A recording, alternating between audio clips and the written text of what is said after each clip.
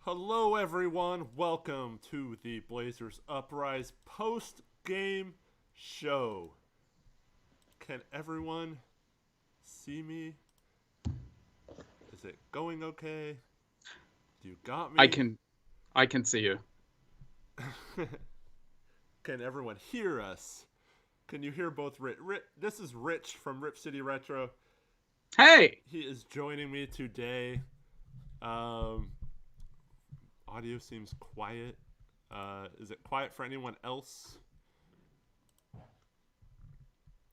Just want to and make then I'll sure it's going okay, but you can hear me, you can hear Rich, everything's good. All right, good. Sorry yeah, everyone, let me know if you guys can't hear me either and we'll try to figure something out, but hopefully it's okay for everybody. just my voice is quiet. Um, if Tori's watching, does anyone have a do you have an answer for how I can fix that? I will try to fix it on the fly here. You could just shout a lot. I think that would probably a Brant rant for the entire show would probably fix it. I mean, it's up to 100. I don't understand. If people are saying hi to me in the chat, I see a couple of hellos. What's up, folks? It's gonna be so hard for me to see any comments in chat because of my triple vision, so I apologize. I love each and every one of you. I am typically here on most post games, just lurking in the chat like a snake in the weeds. But if I don't shout back to you, I apologize. Eric will keep me up to date on what people are saying, but it's good to see everybody. All right, okay, so hopefully that's okay. I figured out how to turn Rich down a little bit to match Of mine, and then course. you could turn the overall volume up. Maybe that'll work. All right. So after that choppy start, yeah, it's been a while since I've had to go live by myself, but figured out how to do all the graphics on the top and the bottom and get Rich to appear. But thank you everyone for your patience while I got that all set up. And thank you to Rich from Rip City Retro for joining me tonight. Tori is celebrating Christmas with his family. He has a couple family members that are nurses that work on Christmas. So Oh wow. today is their big day to celebrate since they'll both be working on actual Christmas. So he is missing the stream for a very good reason. And then, yeah, so I originally asked Crushables to if he wanted to do a Hoops Crush edition because he knows how to set up. What? He's like, yeah, Rich is playing. But anyways, You bastard. he the only reason why I really wanted to do a post game with Rich, but Crushables knows how to do everything because he's a Oh, YouTube whiz like sure. Tori. Uh, Sure. you know how to go live, Rich, but you don't know how to put me on the screen, so It's true. that's the problem. Yeah, and I had to learn on the fly how to do that as well. So yeah, we're just trying to get a stream going right now. Uh, It's the oldest post game show ever and tonight. yeah, and so for those that don't know Rich here, why don't you tell everyone a bit about uh, your yourself and your channel and all that good stuff, Rich. Okay, a little bit about myself. Well, the condom broke. So then my mom and dad. No, I'm, I'm, I live in Los Angeles. So yes, I'm in enemy territory. I've been a Blazers fan for over 35 years now. Um, grew up in West Virginia of all places. Rooted for the Blazers all my life. Still a fan. Handcuffed to the franchise. And yeah, started up a channel. Eric and I have been friends online for a couple of years. And much like anybody that wants to reach out to Eric Brandt, super great to engage with everybody. And we always talked about doing a show talking about like some of the good old days in Blazer history. And we finally started to do that this year, not realizing that everything was going to go down with Dame and so on and so forth. We had some fears, but we didn't necessarily know that it was all going to go down that way. And there was always that, that slim hope that maybe the ping pong balls would break right and Wimby would go to the Blazers. So Eric and I kind of started up Rip City Retro together. It's just a way to kind of talk about the good old days. We've done quite a few long form episodes.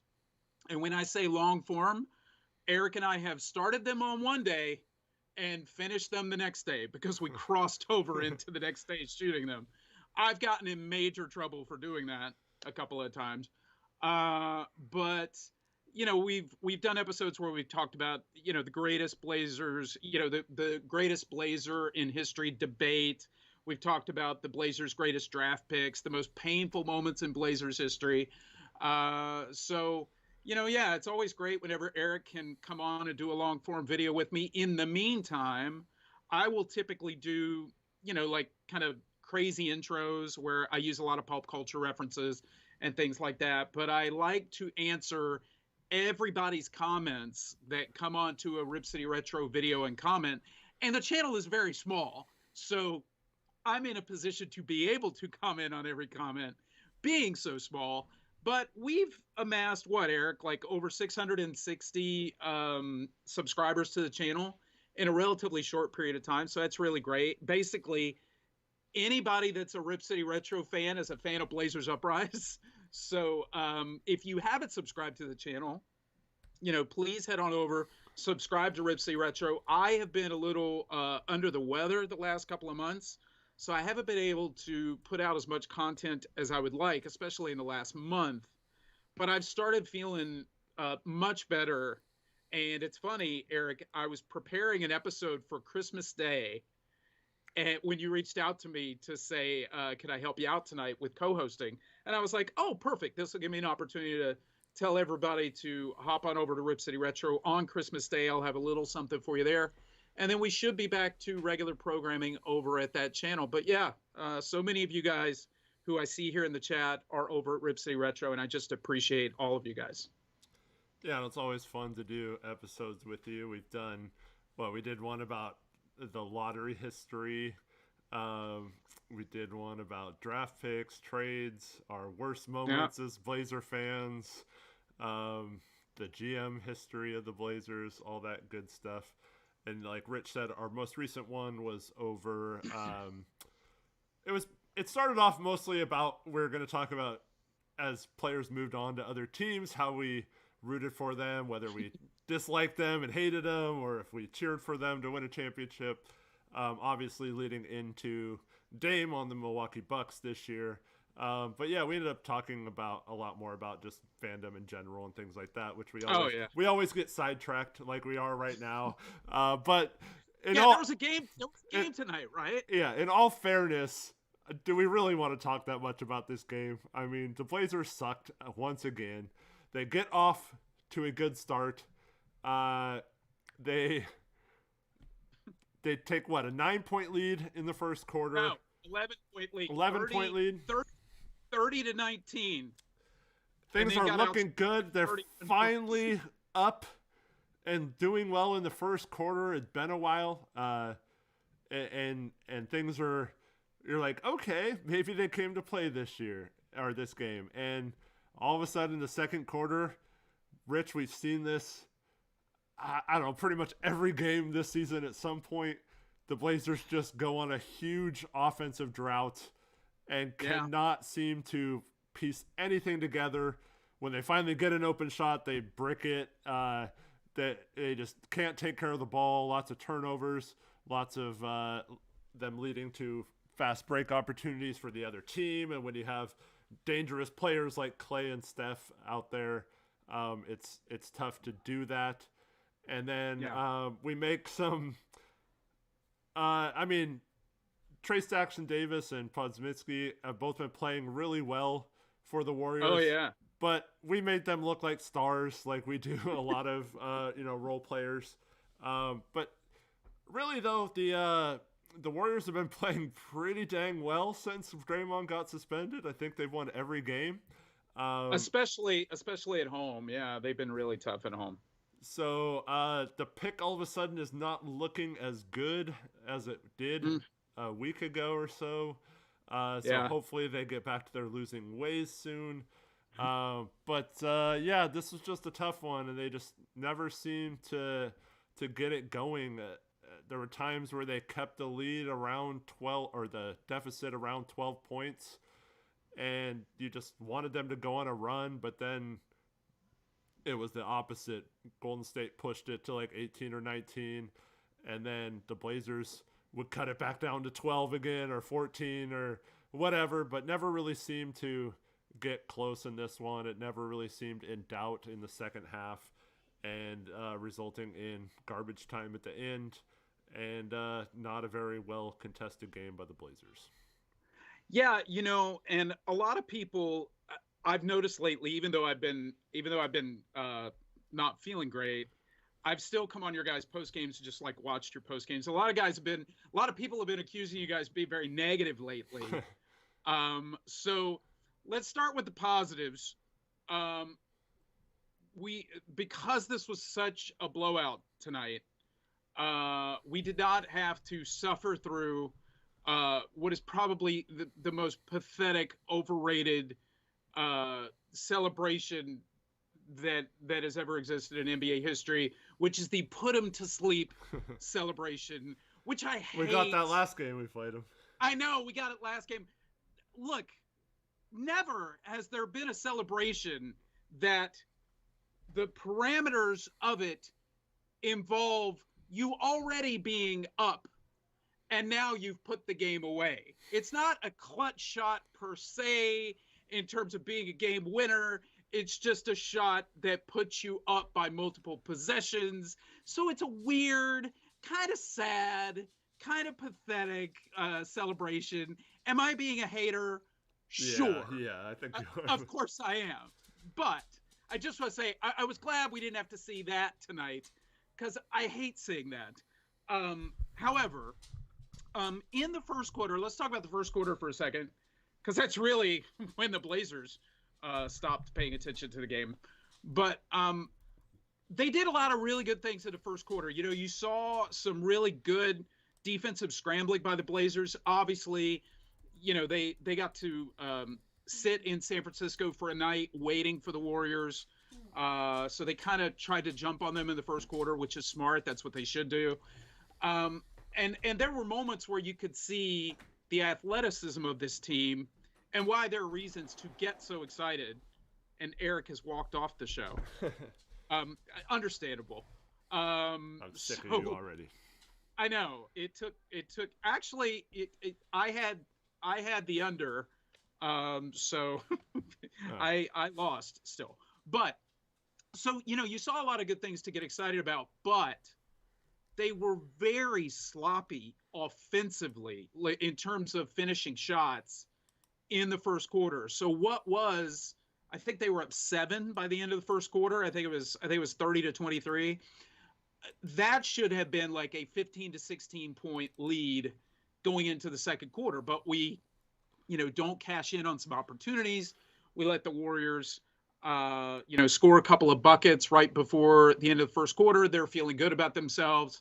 And then what is an 11-point lead ends up turning into an 11-point deficit at the half. And I don't know how you felt, Eric. I mean, obviously, when the Blazers played the Bucks in Milwaukee, and there was that super weird game where the Blazers were up by 26. When the Blazers were up by 11 in this game, I was excited and I was happy and I was proud of how the guys were playing.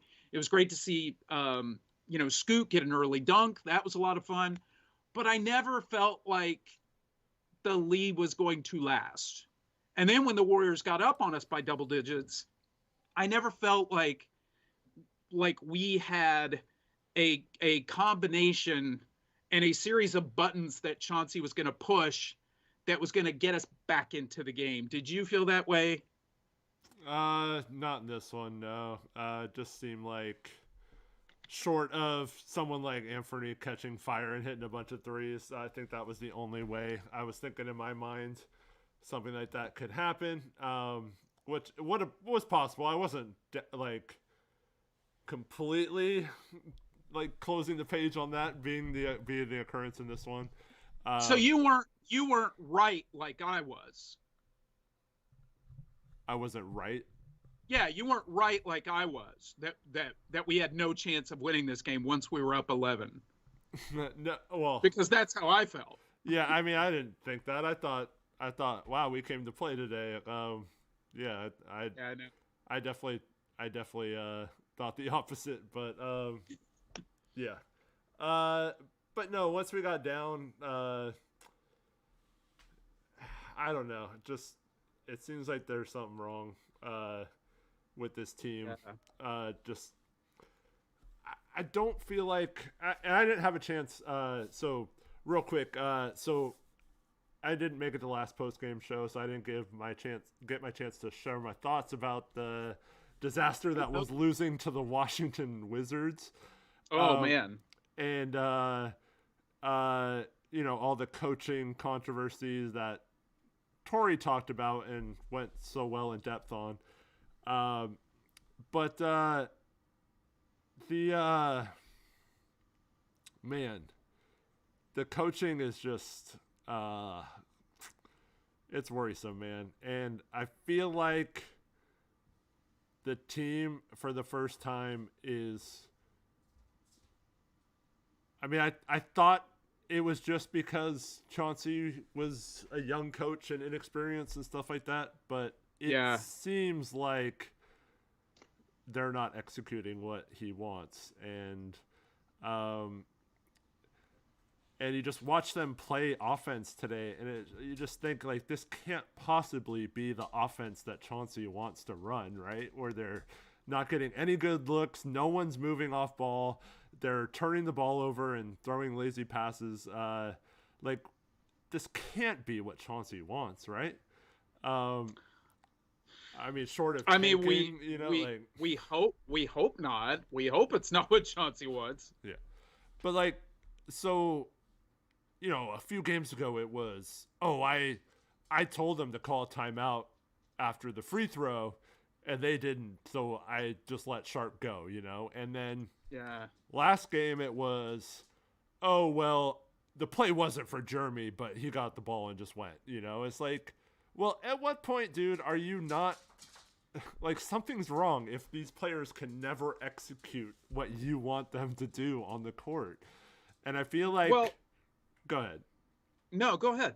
No, I just feel like we're seeing that in, like, so those are the, like, micro examples, but if we're looking at it like in a macro example, like the whole offense, it just, our schemes, the sets we run, the off-ball movement or lack thereof, the lack of moving the ball around, the amount of ISO heavy when you don't really have good ISO players. Like, it doesn't make any sense that this is our offense when we have the personnel we have.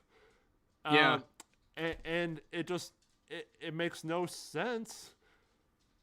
And we just continue to do the same things, run the same basic crap. And then no wonder we have points like we had in the second quarter where we score, 16 points or something like that. And just completely go from a game that was very winnable. Golden State's probably already thinking about Christmas Day and all that kind of stuff, to all of a sudden we're getting blown out. And it baffles me how often it happens and how little responsibility Chauncey takes for the offense looking this bad. I'm glad that you said that, because that was what I was going to touch on with the responsibility thing. Going back to the Wizards game, just real quick, in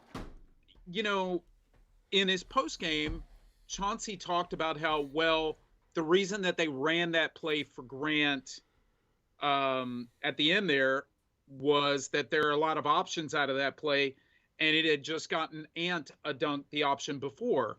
But that's a situation where Washington is giving you a 2.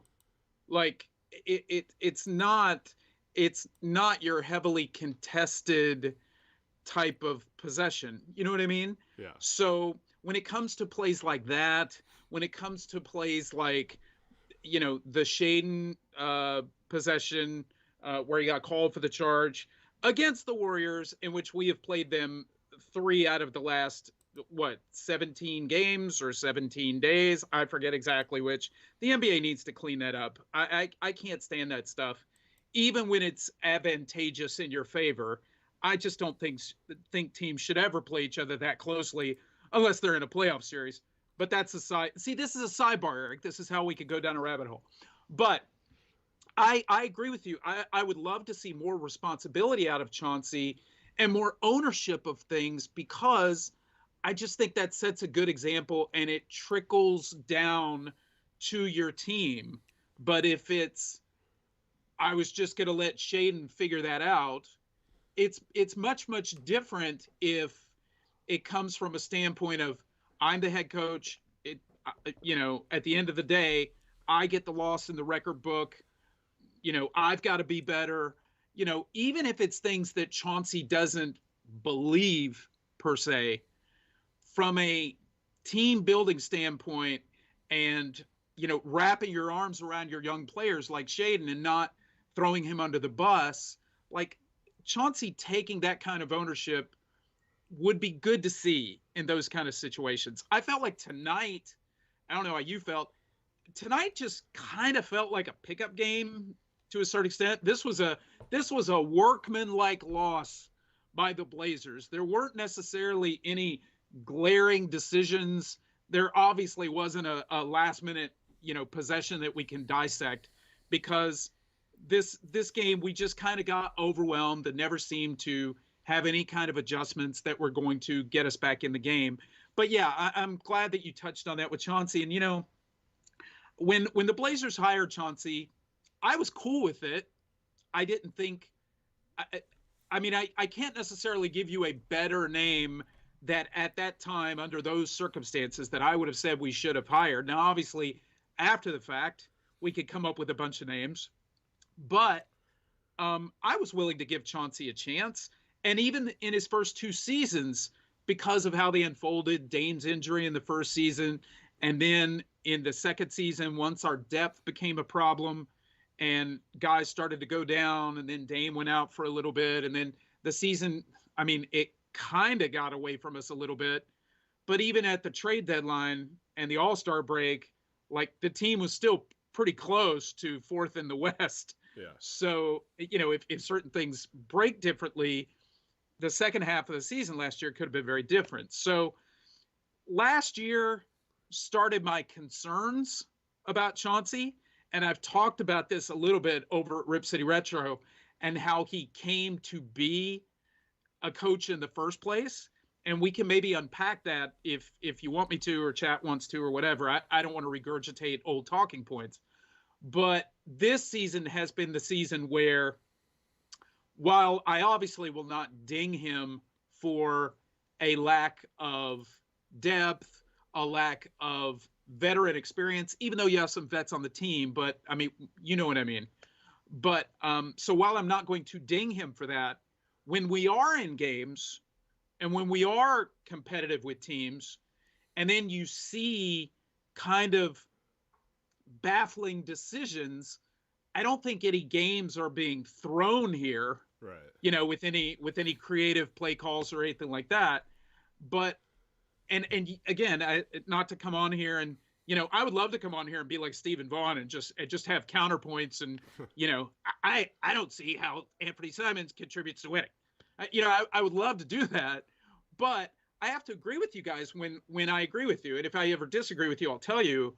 But I have to agree in that this is an opportunity for Chauncey to show what he's made of from a scheme standpoint, from a play calling standpoint late in games. And, we obviously have a media here that is very quick to, well, what can Terry do? What can Neil do?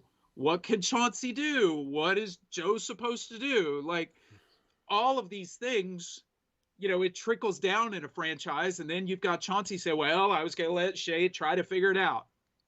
Like, I think somebody who is at the helm of this thing being a little bit more responsible and standing up and pounding the table and saying, not only do all of our guys need to be better, but I need to be better too, that would be great to see. Yeah, I also was okay with hiring Chauncey.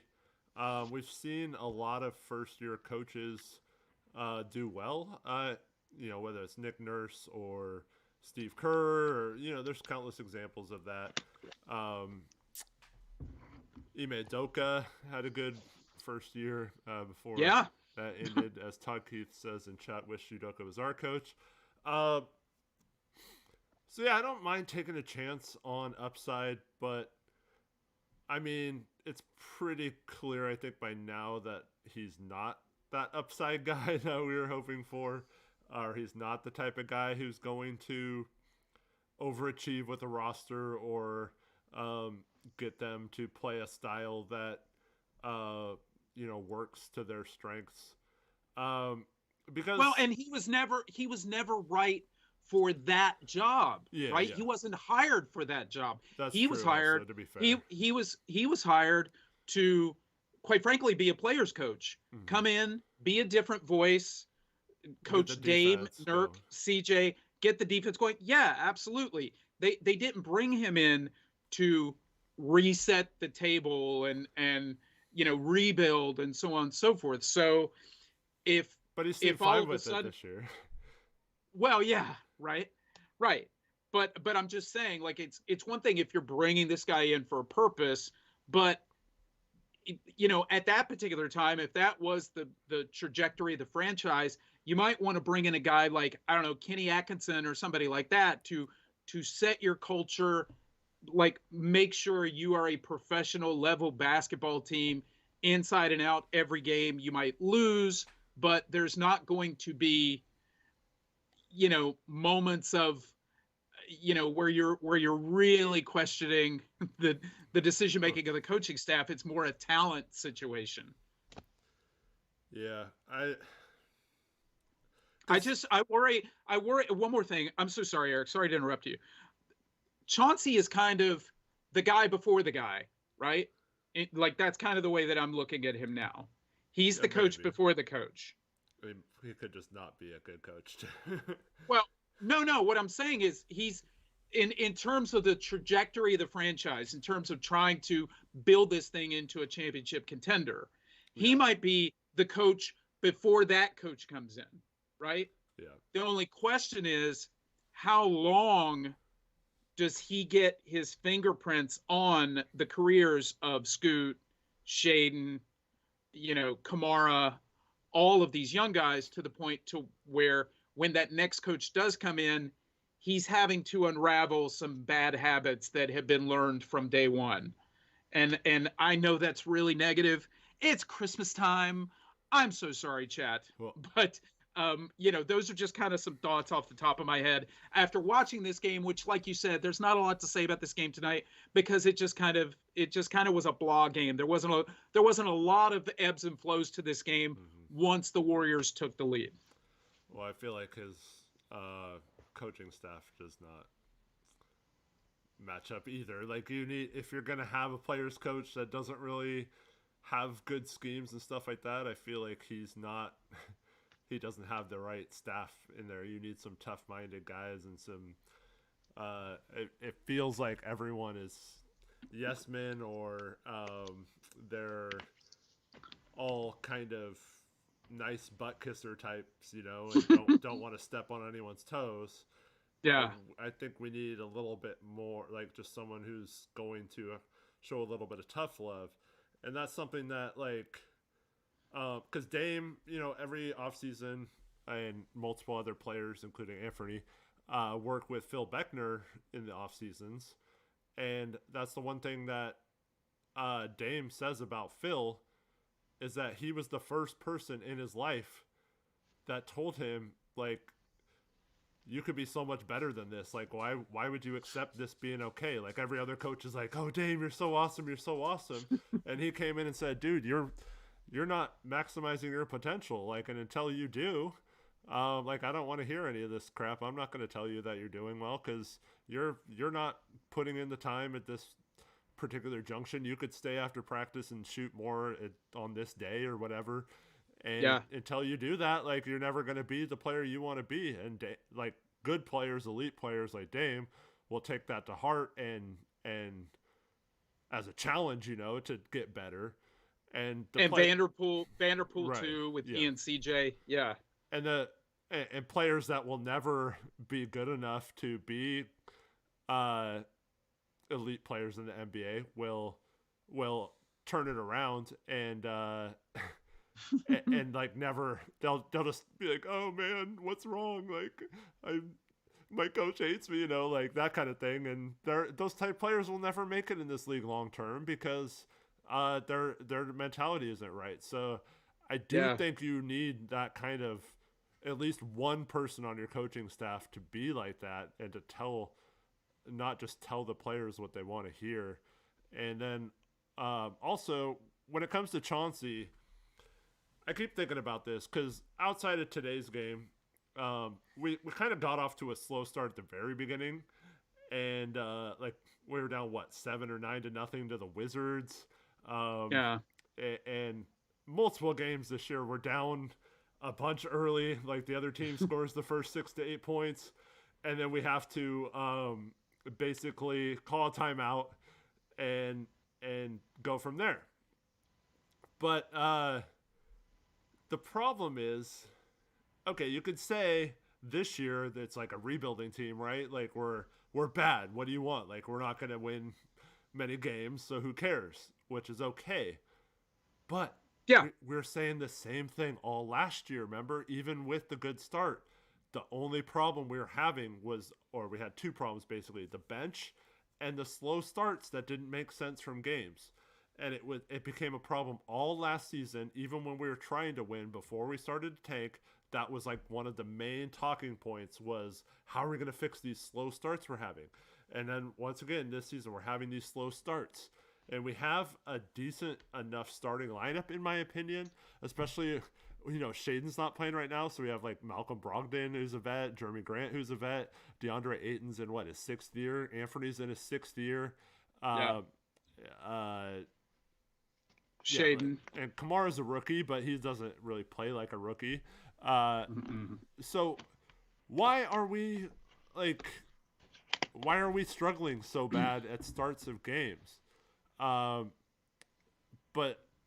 then I look at last year and see the same problems with Josh Hart, Jeremy Grant, Yusuf Nurkic, Anthony Simons, and Damian Lillard. Like we're still having problems with starts of games. And to me, I don't think there's any way to interpret that other than this team is not prepared enough at the start of games. Because if they were, things like, oh, we just missed our first few shots and the other team just made their first few shots, over the course of seasons, those things would even out, right? Right. Like it's gonna happen on a right. given night here or there, but yeah, you could be as the most prepared team in the league, but sometimes Steph Curry comes out and hits 3 threes at the beginning, and Anthony misses 3 open ones, and you're down 9-0. Like that's unavoidable sometimes. Yeah. But when it happens like constantly, almost every game, it's a problem with the coaching staff. Yeah, and to those who might be thinking, well, what does this matter? And I thought, Tori and Eric, I thought you guys wanted us to get a high draft pick, et cetera, et cetera. And like, this is kind of like, look, when you get old like me, okay, you might meet a woman and like she's really hot, but you see her like maybe go off on a waiter or waitress or treat somebody poorly, and you have to be able to project forward and go, yeah, for tonight it's not a big deal, but looking down the road, there are going to be crucial moments in the future in which that is going to be a problem. And that is what I feel like sometimes when I watch Chauncey. I'm like, yes, these decisions don't really matter right now. And quite frankly, some of his decision making might be improving our lottery position by accident. Because like I said before, I don't think he's tanking games or trying to throw games or come out with a bad scheme or anything like that.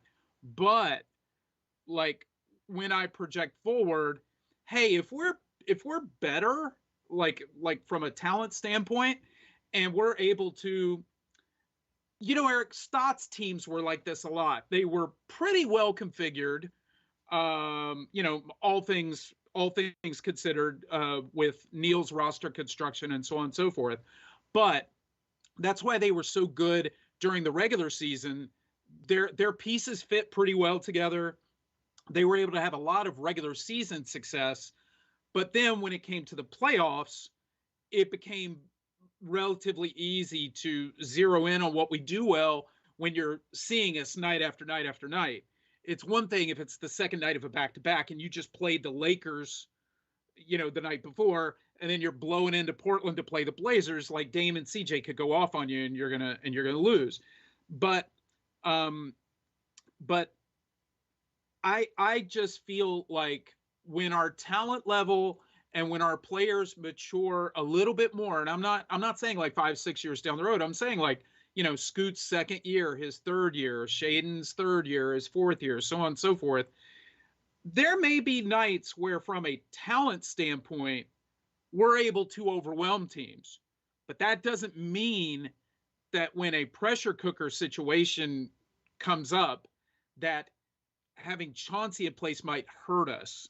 And I felt like the franchise missed a golden opportunity, and we've talked about this before. The franchise missed a golden opportunity in 2018 to move off of Terry Stotts when you still had Dame and CJ Young, Nurk Young, and you could have brought in a very different type of coach that maybe could have made those pieces fit together a little bit better, but they didn't. They held on to the wrong guy who was having regular season success. They held on to him a little bit too long, and then we find ourselves in the situation that we're in today. So again, not to beat up on the guy, and by the way, I'm fully like ready to all of a sudden be proved wrong about Chauncey, say I was wrong. I have no problem doing that. There's no, grudge here, or anything like that. I just, I just get concerned with what we're seeing, and I try to extrapolate what we're seeing to a winning environment, and an environment where we're actually winning quite a few games.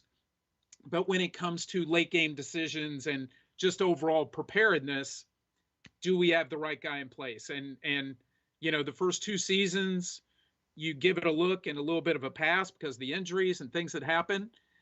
But this season, and again, I want to make very clear, at least from where I'm coming from, this is not a results-based evaluation that I'm making. It's not about, well, we lost this game, we won this game. It's just about, in situations where we actually are being competitive, all of a sudden, are we, handing games to the other teams? Are we just, tripping over ourselves from a decision-making standpoint? And obviously you can look at the players and say they're young, the players need to do better, they're going to learn, they're puppies out there. And look, I got 3 puppies downstairs. Like, they're going to make a mess from time to time. But at the same time, I think it's fair to look at the coaching, and it doesn't have to be blasphemous to do so. Yeah, I completely agree. I've seen a lot of arguments actually on Twitter, not just with the it's not just with the Blazers, but it's in the NBA in general, about how I've seen a lot of people whining about how coaches get all the blame when teams lose and none of the credit when they win and all this kind of stuff. And outside of like 3 coaches in the NBA, every fan base wants their coach fired and all this kind of stuff. Okay. But it's like, okay, well, and Tori's big on this too, right? It's argue the argument, not like some sort of generic statement like you can't criticize the coach or you're being too hard or giving too much credit or too less of credit. Like, so when Tori comes on here last post-game show and says Chauncey shouldn't have called a timeout or it shouldn't have ran the same play 2 times in a row in the crunch time, or well, I don't know what other examples there are. I'm trying to remember what happened in the other games. But like, so I mean, argue that against that. Like, okay, so say you disagree with that, but don't say like, oh, well, you're just not willing to give the coach any credit when things go well, because that's not what we're saying either. How many rings do you have, Rich? Yeah. Like, how many? I have none. Thank you to Coleman Schleiss for a $5 donation. Says, Rich, you're truly the big dog. Nice. I know. Thank you, Coleman. Thank you, Coleman. I'm working on it. I'm not drinking as much Mountain Dew anymore. So I'm trying to drink more water so I could be a slightly smaller dog. But thank you very much for the comment. I appreciate it. And Eric, keep me up to date on the comments, because I literally cannot read anybody's comments. I see Tori's in the chat a lot. I see Mute That Bozo, but I can't read what they're saying. Pretty much, you're not missing anything other than Taylor and Tori have been arguing about DeAndre Ayton since the beginning of the stream. So do you want to talk? So do you want to talk about Ayton? What is the crux of the argument? Is it just yay or nay, or what is it? Basically, I think Tori is done with Ayton and can't stand watching him play, and Taylor, seems a little bit torn on wanting to give Ayton a little bit more opportunities, and doesn't think he's being used right, I think. Look, man, there could be some tantalizing moments. That dive to the basket with that gorgeous pass from Ant in the first quarter. Like more of that, please. I mean, if we could see more of that, that's why, again, Ayton is just so tantalizing. It's so funny because sometimes I'll watch Ayton and I'll look at him and I'm like, wow, he's really athletic. He's in great shape, because Ayton in my head is just like super pudgy and slow. And I don't know why those are the attributes that I have put upon him. But then I'll look at Ayton on the court and I'm like, man, he is in really great shape. Like, he should just be able to run like a deer and dominating, right? And I don't understand why it doesn't happen. But anyway, okay, I gotta, let's see. Eric stepped away for a second. He's been having a lot of coughing fits here in the last couple of days. So, forgive me, you guys. You got just me for a second. Give Rich the max, Alex Wolfwell. What are we talking about, Alex? I'll take a minimum. A minimum is still pretty hefty, I think, right? Are you all right? Yeah. So obviously I missed Thursday's post-game show. I got really sick. I was actually in the hospital for like 5 hours yesterday. Everything's okay now. Still have the flu and stuff though. But one positive thing for those that have been following along. So earlier in 2023, I was pushing, stepped on the scale and I was pushing 290. And I was like, oh my God, this has to change, right? And for people who don't know, you're like 6'6", right? Yeah, 6'6". So right. And so I didn't like stop drinking soda altogether or anything, but I stopped like buying soda to have, because I just drink it when I'm at home and stuff. And I haven't really ate like a lot better, but I try not to buy a ton of junk food and stuff, especially around the house. And just, and then I got a new job that is a little more active and a lot less at a desk doing paperwork and stuff. So, nice. And so I did inspire you to have a Mountain Dew the other night, and I felt really bad about that. Oh no, every once in a while it's fine. But anyways, okay. I got down to like in the 250s, and I've been the last couple weeks I've been plateauing around 254 or so. Okay. But, yeah, I basically lost like 35 pounds or so. But then awesome. I've lost like 5 pounds in the last 2 days. So so for the first time since in February, it's been 20 years since I met my wife. And I think I weighed like 235, 240-ish when I met her, somewhere around there. Svelty. And but I was like, so all through high school and stuff, I was like 205, could never put on weight. Oh like my gosh, really? Rail thin, right? All through college pretty much too. And then I started lifting weights pretty intensely, like 6 days a week for like a year after I got out of college, and I put on like 20 pounds of muscle, and it was just all like cut like a tank, dude. It was so awesome. And then I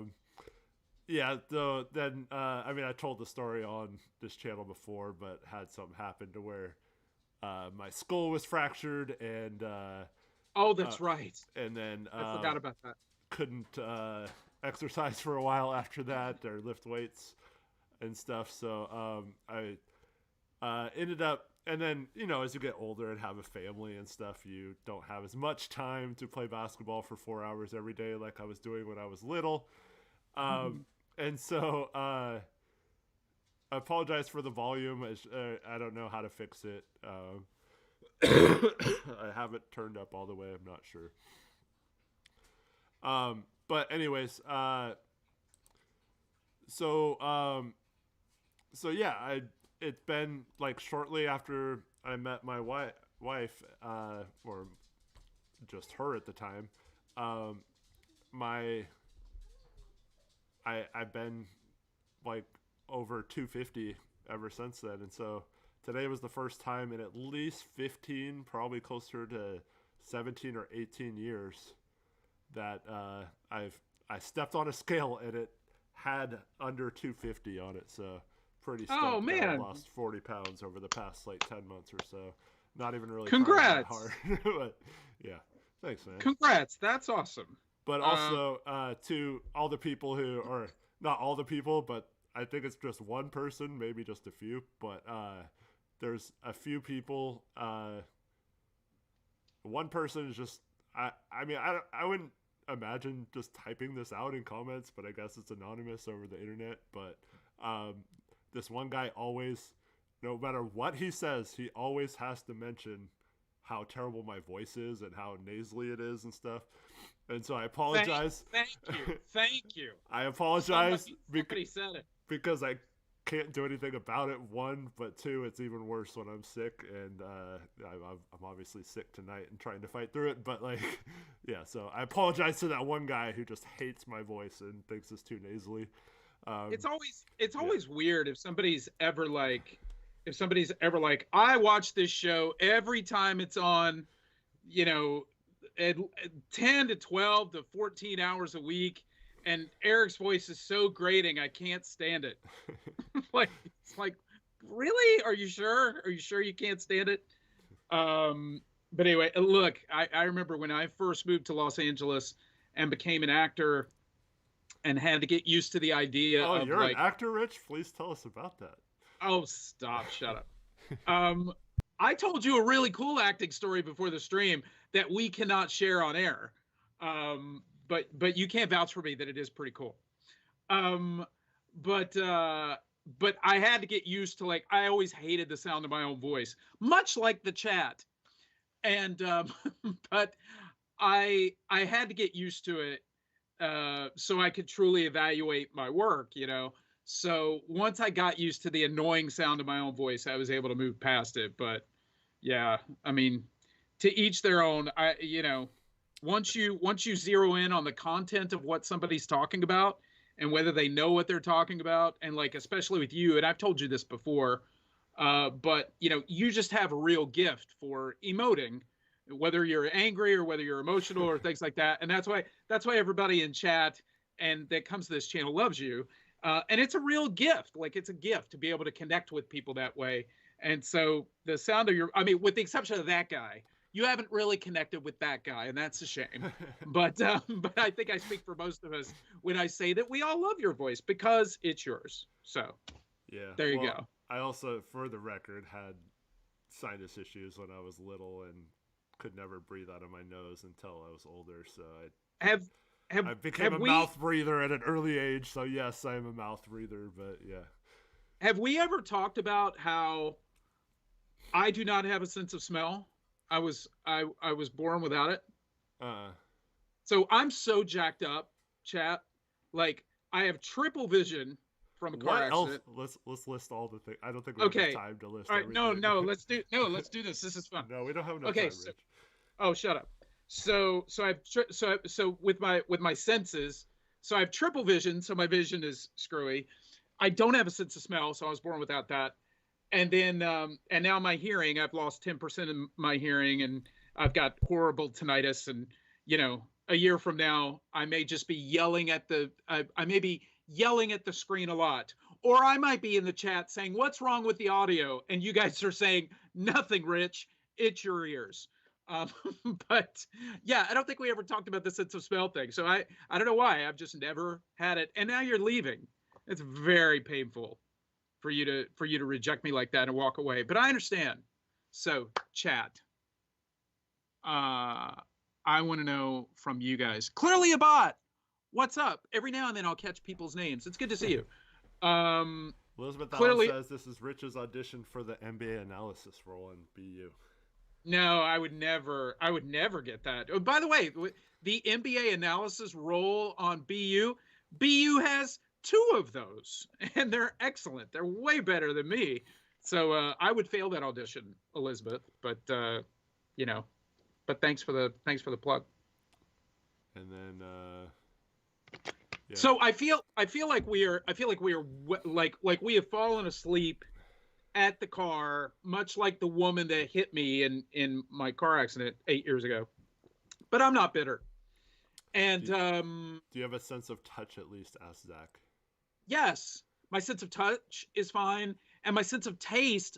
I'm like an X-Men. Like my sense of taste. They say it's always tied to your sense of smell, but my sense of taste is not tied to my sense of smell. So I can have the flu, pneumonia, everything, and food still tastes the same. So like it always tastes the way it normally tastes. So for some reason with me, it's not connected. So touch is good, taste is good, and vision is just tripled. So Eric, I feel bad. I feel like I've facilitated us getting way off track. It's all good, Rich. I mean, but what do people... Do you really want to talk about this game tonight? I mean, we could talk about it. Well, no, I want to talk about whatever chat wants to talk about. So, I mean, if they want to fire questions at us or anything like that, but what do they want us to talk about? Because I kind of want to know is chat, are you guys out on Chauncey, or are you still like people are being too harsh? We need to give it more time, or it doesn't matter because they're not supposed to win right now. Like, I'm just kind of curious because I feel kind of bad being out on Chauncey, but at the same time, like, even though and maybe it's because I have triple vision, but Eric, my eyes are seeing what they're seeing, and that's a problem. So whatever chat wants to talk about, I'm willing to go in that direction. I'm starting a poll. And obviously, we don't have the benefit of like player cards and all that kind of stuff from tonight's game that Tori always does an excellent job of. But, the stats tonight were kind of just kind of there. Scoot had 12 points, hit a couple of threes. Ant had, what did Ant have? Like 25. I think Jeremy had 17. So, I mean, nobody really busted out for a huge game. But, it's a 20-point loss after an 11-point lead. So, I mean, there's not a ton to talk about. But right, I'm starting a poll. It's, are you completely out on Chauncey Billups as coach? Yes, no. Doesn't matter. Or doesn't matter. I love the fact that you let the third answer be entered by The Rock for old school WWE fans. It doesn't matter who the coach is. But I'll be curious to see what chat has to say. Here, I'll put my vote in. And we'll see what the rest of chat does. Pim thinks you look like Rob Pelinka. What do you think of that? I mean, Pelinka's a good-looking guy, I guess, right? Sure. I mean, when I first moved, does that scare you? Did I scare you? Um, but when I first moved to Los Angeles, I mean, I was 24 when I moved here, so I used to get all kinds of like really like nice looking comparisons, and now it's like Rob Pelinka and Steve Buscemi, and I mean, I'm just getting uglier by the minute. But thank you for the compliment. I think Palinka's pretty decent looking guy, so thank you for the compliment. I think if you mean it as a compliment. Well, yeah, so. People say Rob Lowe looks like him too, right?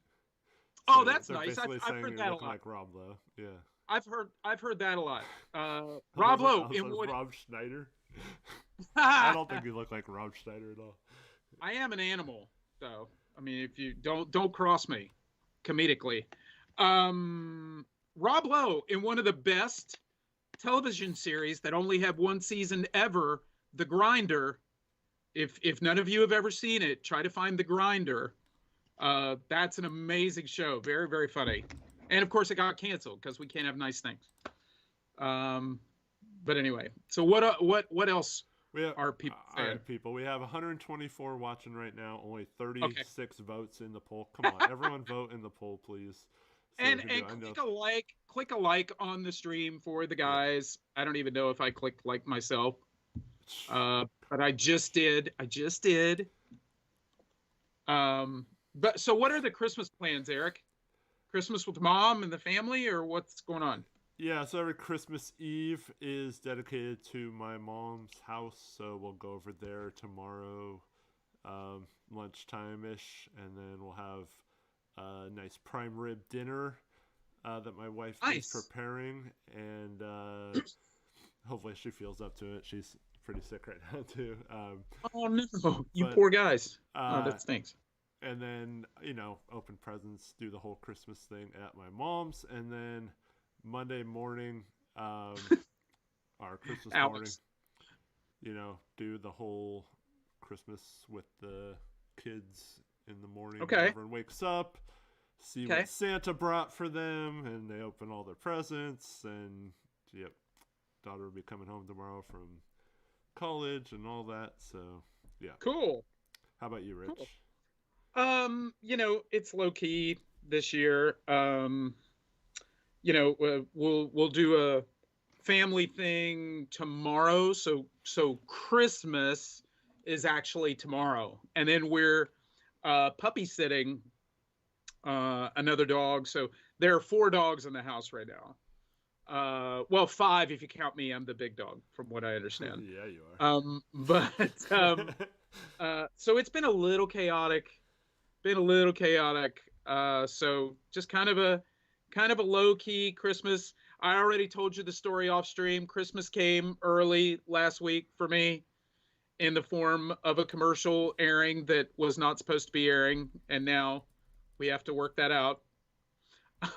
But if you know what that means entertainment industry wise.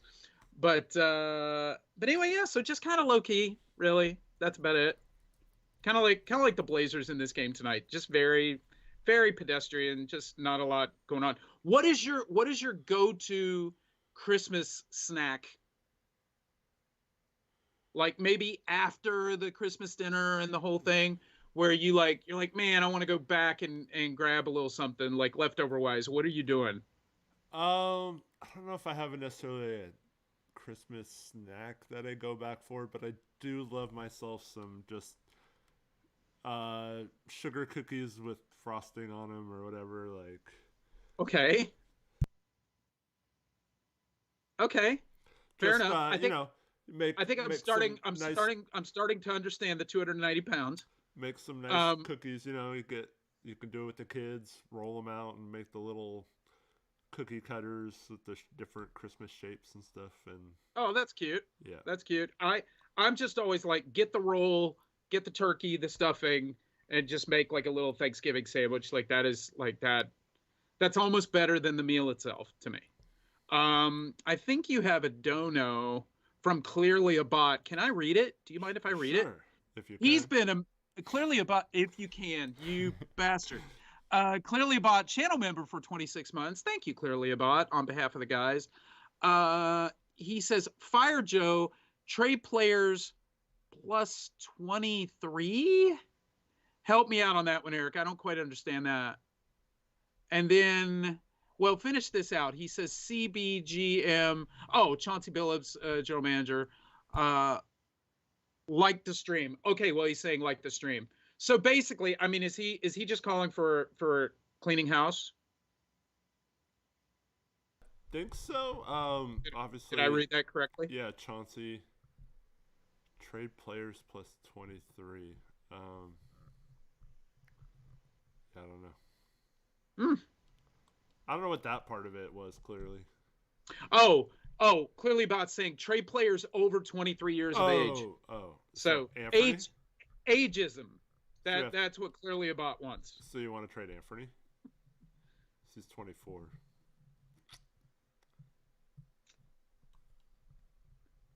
Maybe she's a 24 plus. Do you not like Anthony, clearly? And I ended the poll. 73% said yes, they're completely out on Chauncey as coach. Only 14% said no, and doesn't matter who the coach is. Only got 12%.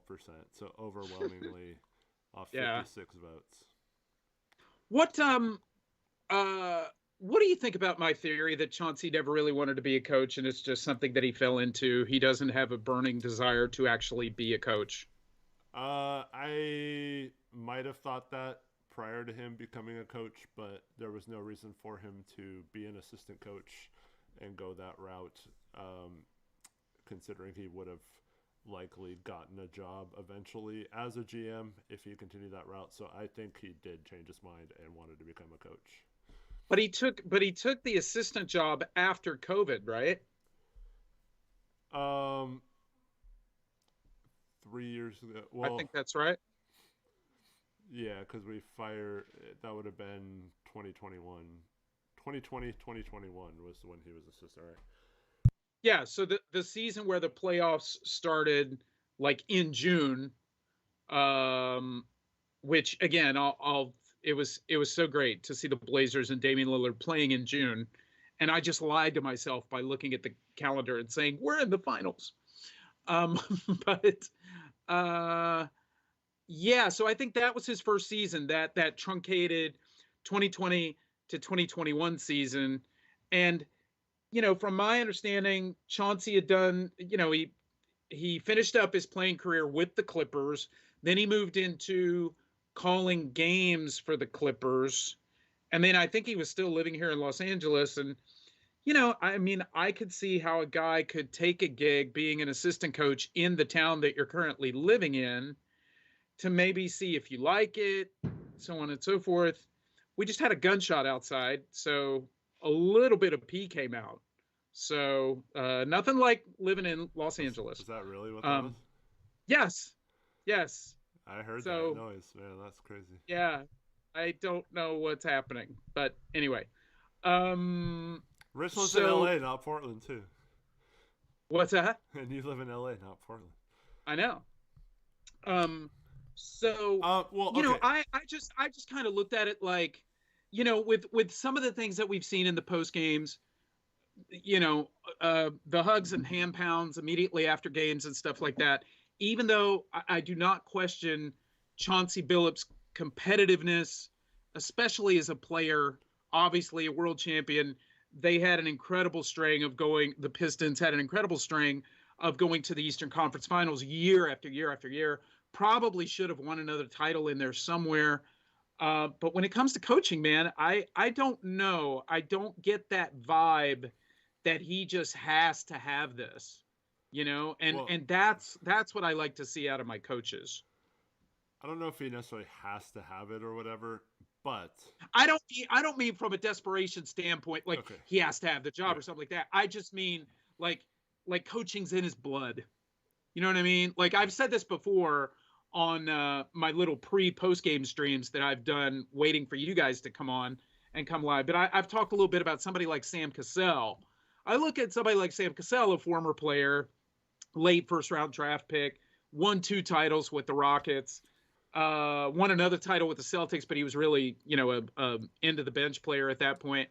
And Sam has really paid his dues on a lot of different staffs as an assistant coach and really built up his resume. I look at somebody like Cassell as probably somebody who would be more likely to achieve coaching success, and somebody who is just like itching and just dying to be a coach, that kind of thing. Does that make sense?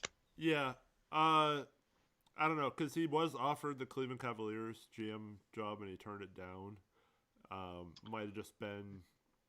Well, now Alex Wolf gave me some information on this because he's a Cleveland Cavalier fan, and he's in Ohio. So apparently they offered Chauncey. I think Alex, if you're in the chat, correct me, but I think Alex told me they offered Chauncey like $1.2 million to be the GM. And he came back and said that was an insult, and then did not take the job. See, to me, I think if Chauncey's in a front office, he's not out there clapping and high-fiving and hugging the other team after games and stuff. Like Taylor Packer says, I think a lot of people would choose being a GM over a coach because it's just you're behind the scenes a lot more, and it's just probably easier. But I don't know. Chauncey seems like the guy who wants to be in the limelight and doesn't want to be behind the scenes. He wants to have his name out there and wants to be interviewed and all that kind of stuff. But that's not coaching, though. It comes along with coaching. But he wants the good parts of coaching. I don't know if he wants to be a coach, but he does definitely like the good parts of coaching, I think. Okay, I mean that's fair. I can agree with you on that.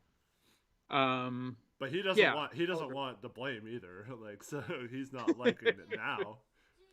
Yeah, for sure.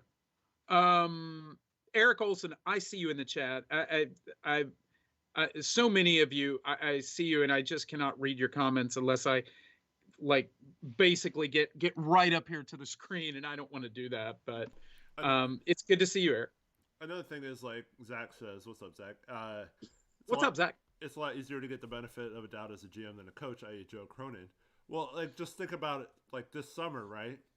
That's interesting. At FanFest, you got people asking Joe Cronin for autographs and taking pictures with him like he's a freaking rock star, right? Just throwing panties at him while he's walking. I mean, come on. All because he traded Dame, and then, like, Chauncey's probably like, what the heck, man? Like, why are people wanting to take pictures of me and all this stuff, Yeah. Well, I mean, that's an interesting point. I would say as a GM, there are certainly narratives in place that you can plug yourself into where you can maybe what was he saying, that it's easier to remain safe or like have a long career behind the scenes as a GM? Is that the crux of what we're saying? Oh, they can escape criticism, right? I don't know. I mean, Joe's caught a lot of heat here, but I think that's mainly, those are self-inflicted wounds on Joe's part. If the franchise had been upfront and transparent and things like that, I don't think Joe catches anywhere near as much flack as he's caught. Now, the trades that looked, so hopeful and promising, the end of September of this year, once you start to see things play out a little bit, like, you start to wonder, like, And I think I messaged you the other day, Eric, or maybe we were on the phone, and I said, Joe Cronin has had one press conference since July 10th, and that was Media Day. Media Day, yep. Because they tried to combine everything. They combined the Dame trade, the Dame trade requests, and the whole craziness of the summer. They combined the Dame trade, they combined the Ayton trade, and then they combined going into the season. So that move was completely designed to protect him. The media is obviously not going to ask him, a half dozen questions about the Dame stuff when Dame is now gone. And now, we can talk about Scoot and moving forward and so on and so forth. So I am very curious now that players can be traded, obviously, because you're past the December 15th, deadline or whatever. Now that you could start to look towards the trade deadline, and well, it's still January 15th for some players. Oh yeah, that's right, January 15th for some. Like Jeremy. But as we start to get closer to a trade deadline, like I think the spotlight's going to go back on Joe again, and then we're going to hear, it'll be very interesting to see if he's learned from the last couple of years of, over promising and under delivering, and see if he's able to get this stuff done with these vets, in terms of, getting good return for Brogdon and whoever else they might trade. Go ahead. I'm going to talk softly because I think I figured out my mic situation. I think I fixed it myself. Okay. So, chat, is that true? If you've been having a lower volume, please turn it down a little bit now because I don't want to kill you. But all right, so I'll talk regular now, and it should be fine. Yeah. So, yes, all by myself. Like I'm such. I think Rich is in the same boat as me. Neither of us are computer whizzes here. Yeah, but was able to fix it and then tried to balance out Rich's thing back to, instead of him having a lower volume as well. This is the two old Muppets in the balcony episode of Blazers Uprise. I feel like I accomplished something today, man. I can't believe I did it all by myself. You're under 250 and you did this stream. Yeah. Well, I did have some pizza after I weighed over 250, so probably back over. No. But I saw it at under 250, so no, just. But that's the only thing I ate today too. But yeah, Coach, so I have a question for you. Yeah. Most people haven't seen your content. What are your feelings right now on who to trade by the trade deadline, who to keep? Are there certain players you would keep that others want to trade, or like what are you like clearly a bot? Anyone over the age of 24 is gone? Well, I don't want to trade Ant. Scoot, Ant, Sharp, untouchable. Kamara. Depending on what you could. Oh, Kamara's untouchable. I'm sorry. Not necessarily untouchable, but I wouldn't look to trade any of those guys. No, he's untouchable. The contract you have him on, and what he has already shown in his first season, the toughness that he's shown in his first season. He's untouchable because sky is the limit for that guy. So Kamara's untouchable. Thank you. I was just focused on like the high wattage players that everybody talks about. Look, DeAndre is not the solution at the center position. So, if you could get value for him, I would be open to trading him. I'd be open to trading Jeremy. The fact that the Blazers have been floating out, the Blazers aren't interested in trading Jeremy Grant, I think that's insane. Through their mouthpieces. That's just, I'm sure that some of that has to do with just raising his value, quite frankly, and maybe trying to stir the pot a little bit to increase any offers that may be out there. But it's the same names that everybody else talks about. I like Thibault a lot. I think Thibault's done a great job, especially early in this season, of showing himself to be a valuable asset to a contending team. I wish that we were better so that he could be, a cog in the wheel of that process. But by the time we're going to be ready, I don't think I mean, he's not old by any stretch of the imagination, of course, but I just feel like his future is probably better off on a team that's kind of ready to win now and needs a player of his skill set. So I'd kind of be okay with any of those guys. But if you don't get an asset for, a significant asset or assets for Brogdon, it's a major fail. And I just have nightmares about being post the trade deadline and hearing stuff like, well, we didn't get to see our full team healthy all year, and Oh, Robert Williams went down early, and we really want to see what we have, and like, please no, like, don't want to hear any of that stuff. So, I mean, again, I find myself in the same position that I've been the last 2 years with Cronin. I am fully prepared for him to do well. I'm here for it. I'm ready for it. Please do it. I thought he did well with the trades earlier in the fall, even though immediately on paper you could look at the situation and go, well, Nurk and Ayton,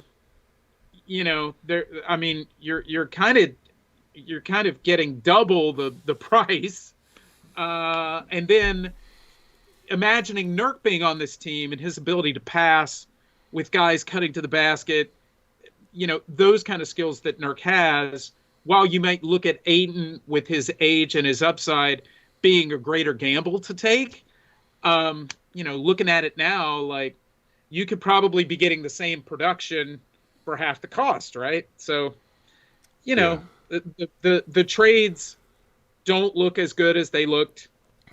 But this should be that whole story about trading. What was the story? Like, the guy who traded a paperclip and just kept making trades until he ended up with a house, like that kind of thing. Like this should just be moving assets along, with the exception of the untouchable guys that we talked about, the 4 guys. And this should just be continuing to tinker and trade. And I just don't want us to hang on to guys for too long. And, when Brogdon went down with, what was the first injury? I think it was the hamstring or something like that. When he first went down, I immediately was like, this is why you move the guy quickly and just move off him. Like, is he a competent basketball player? Can he be truly efficient at times? Yes. Does that help us at all? Especially when Scoot Henderson is, on some nights is playing 22 minutes? No, it does not. So, I'm kind of, again, I would love to be controversial and say something totally different, but I have to be honest here, as I've always said from day one with Rip City Retro, that I would always be honest with people who, hear whatever opinion I'm going to give, is that I'll be truly honest. I'm kind of like everybody else. If they don't trade Jeremy, I wouldn't be shocked. But the goal should be finding Jeremy a home at some point within the next, 7 months, and a way for the Blazers to extract as much capital as they can from him. I don't think you go into next season with Jeremy Grant on the roster. And that's not dissing Jeremy. I like Jeremy, but see, I'd be surprised if he does get moved, as much as I think he should be. Okay, why do you say that? And I'm not challenging you. I want to hear your counter opinion. Why do you think that? I just think they think he's too valuable as a locker room guy and as a 20-plus point per game scorer. It's one of Cronin's trades too, so he's not, like, even though it was Dame's, talking into and the situation in Detroit that allowed him to be traded for so little. I just think that they're going to allow him or want him to be part of this moving forward and just keep justifying it that he's one of their better players. Why would we get rid of him? Well, can we talk about that for a second? Because that's something that, I mean, you guys may have talked about it on the channel, and I just missed it. But let's talk about that for a second. Let's talk about the value of having guys like Jeremy and Brogdon on the roster to be able to take some workload away from these young guys, because is there a danger? So in other words, if you don't have Jeremy there, like as a pillar of your offense, if you don't have Malcolm there as kind of a pillar of your offense, somebody that is going to take a good amount of shots, going to be relied upon, so on and so forth, a locker room leader, all of those things, okay? All the intangible things that brings. If we did, say we did the 23 and under plan. Okay. Is there a danger of putting these young guys in a position where it's not only they're not only suffering losses and failures, but they're suffering them at an incredibly like we're losing games now. We lost tonight by 20. Yeah. And that's with Brogdon and Grant on the team.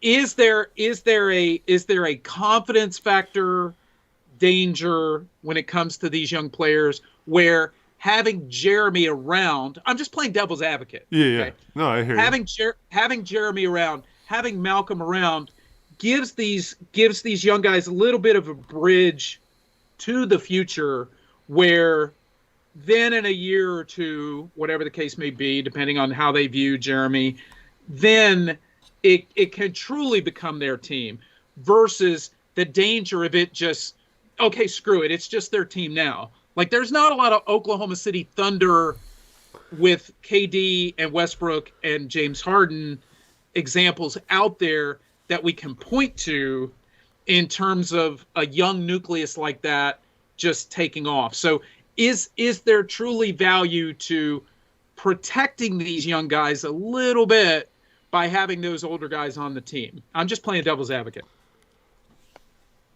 There is value in having vets. I think every team needs vets. But who are Dame's vets? Mo Williams? For a year? Ronnie Price, yeah. Earl Watson early in his career, yeah. Like those kind of guys. Those guys were on minimum contracts, right? And weren't taking playing time away from Dame. Tonight you have Malcolm Brogdon playing 37 minutes in a blowout that we lose by 20 points. So none of the starters played the last 5 minutes, and he still played 37 minutes. Scoot, he had 4 fouls, but only plays 23 minutes. Okay, you do not want a player like Malcolm Brogdon, as good as he is, on this team, hindering Scoot's minutes. Just pure and simple. You do not want vets like that, in my opinion. What you want is vets that are on a minimum contract or make very little, maybe the mid-level exception at the most, that don't even have to play most games. Right? Maybe in the twilight of their career. Yeah. Maybe what like Chris Paul's doing on the Warriors, maybe like that's the extent of it. But I don't think you want someone who's like starting and playing 37 minutes over Scoot only playing 23. I don't see how that's helpful to us long term, other than hopefully someone watches Malcolm Brogdon tonight from another team and is like, ooh, he had 12 assists or 17 and 12 or whatever he had. And let's be fair to those guys. In saying this, it's also not fair to those guys. Like they're still young, and they have their next. I know Jeremy just got this big extension, but they have tons of mileage left on their careers where they have things that they want to achieve and things that they want to get done, and they're not going and putting them in a position to sacrifice for the development of these young guys, like that's hard to ask of guys that are just 28 and 29 and 30, when those are the years when a player should be in their physical prime. They should be competing, trying to win at the highest level. Like that's a hard position to put those vets, those particular vets, not vets, but like you were saying, you can have some older vets, but having vets that are still like in their prime, where physically, mentally, understanding the game, knowing how to play, that's a tough position to put them into. Yep. I love it. I got the Eric Brandt yep after a long soliloquy. I love it. I wanted it so badly, and I got it. Well, see, like people are saying in chat, like maybe they're trying to get his trade value up, like Brogdon's tonight. They're trying to do that with Brogdon. Chat, do you also think they're trying to do the same thing with Jeremy in terms of saying they have no interest in trading him? I'm just curious what people will say. But anyway, So go ahead. in my opinion, with Brogdon, I mean, people know who Brogdon is, right? And the only possible thing that can change that is if he gets hurt. Because if he gets hurt, it's much like Robert Williams, he has no trade value. And so Right. I don't think playing him right now matters that much. If he's like, I was joking about him, having 12 assists tonight, but like, no team's going to be like, "Oh, Malcolm Brogdon can still play. Look at him." Like Blazers have shown he can still play. He's been hurt a little bit, but he's healthy right now. I would not risk. Yeah. I would not risk him getting hurt between now and the trade deadline, playing him 37 minutes just to get a few extra points and assists. Like that matters to teams like that aren't basing a vet like that on his whole body of work. It's not like it's a vet that hasn't had a chance and you're trying to maximize, like Thibault, for example, right? Thibault, you want to maybe get more playing time to up his defensive stats and see if his get more 3-point attempts to show, oh, well, it's not just a 20 game sample size like last year. Now we have like an 80 game sample size later in the season of him shooting the three well. So he's like a actual 3-point shooter now. Look at this when you give him the green light and put him in a good position to succeed. But like, I don't think the opinions on Brogdon are going to change drastically other than him being injured and it changing drastically in a bad way for us. Yeah, and now going to the flip side, talking about the guard position, like if you have a 3-guard rotation where you're trying to figure things out, maybe playing Shaden at the 3 in certain situations, things like that. But in terms of the load, what I was talking about earlier, like it not being fair on the young guys to put them in that position, in terms of that 3-guard lineup, when you have Ant, who I think clearly has shown himself to be capable of being that workload kind of guy who is just going to get you a bucket. You're going to be able to depend on him for X amount of points a game, like kind of that offensive centerpiece that you can build a lot of things around right now.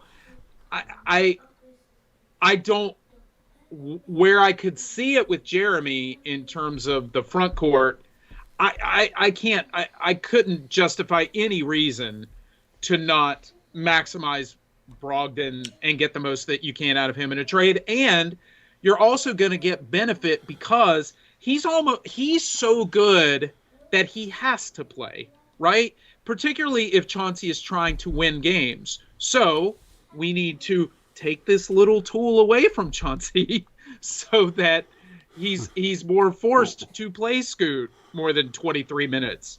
Well, we had lineups tonight where we had Scoot, Ant, Brogdon, and then like Jeremy and Duop in, right? And it's like, and of course that lineup gets torched defensively. We have no rim protection and we have no like perimeter defenders in that lineup. So, like, it's just, what are we doing? Like, and Eric Olson says, if you trade away all the vets, we will be the next Detroit. Won't win to where it hurts development. I mean, I don't know if you phrased that quite how you wanted it, but like, I don't know. Like I said, I'm not saying to get rid of all vets. I'm saying the vets you have should be lower priced, lesser good player vets, and allowing your best players to blossom. In my opinion, having good players like Malcolm at positions where we're already stacked in terms of our young development. I mean, our whole young core is based around our 3 guards. So having a 4th guard means you have to play 3 of them more often than you want to.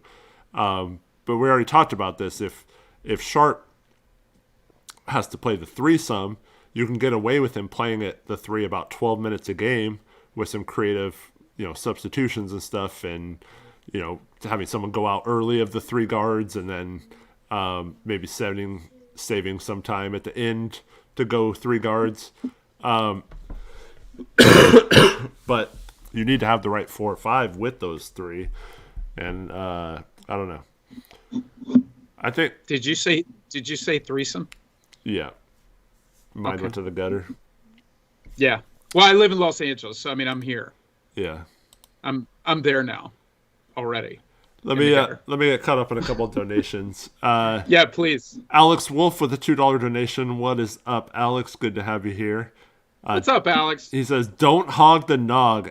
Also, everyone check out RCR, which is Rip City Retro, and I am in the chat. I am posting a link to Rip City Retro's page.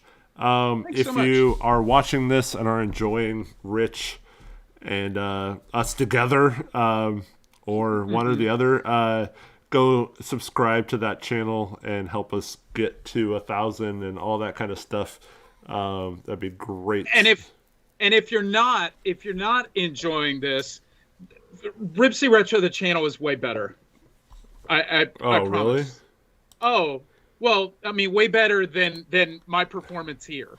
If you're not enjoying this, that's all I'm saying. Well, not better than you guys, but yeah. And anyway, threesomes. Let's go. What? Casey Darnell had a $5 donation who said, "Merry Christmas, guys. Much love." Thank you, Casey. Merry Christmas. Good to see you back on your regular account, not your girl's account. So everyone was like going crazy over you. So, Eric, I mean, what direction would you like to go in now? Would you, like how long did you intend on going tonight? I could stay as long as you want. We can also shift to life advice, which I always love to field those questions. Troy says, "Y'all still live?" Making fun of those people that come in. I didn't get to see the game tonight. What happened? How was Scoot? How was Scoot tonight, do you think? It's okay. Fine. Yeah. You know, I mean, in a game like this where it gets out of hand, you know, I mean, he hit a couple of threes. You know, I mean, tonight is not a game that bolsters my hopes for him or diminishes them. Tonight was a game 2 days before Christmas. And if you've been watching the league as long as Eric and I have, you can kind of see how games like this are pretty much clunkers. Guys got their minds elsewhere, and you know, gotta get you know, the wives taken care of, gotta get the kids taken care of, gotta get the girlfriends taken care of. Like, there's a lot of things to think about, Eric, for an NBA player. Yeah, for sure. So, but what did you think of Scoot tonight? I mean, I thought he was fine. So there was a couple of moments where I was in a chat and people were saying, "Oh, Scoot, thank you, G. I saw your comment. Scoot is playing really good defense tonight." And then like the next two possessions, he has like two of the worst defensive possessions I've seen. And then so it's kind of like that tonight, in my opinion. Some good, some bad. Yeah. It was nice to see him hit a couple threes. That was about it. I don't know. Yeah. Only 23 minutes, so it's just it's killing me, man. Yeah.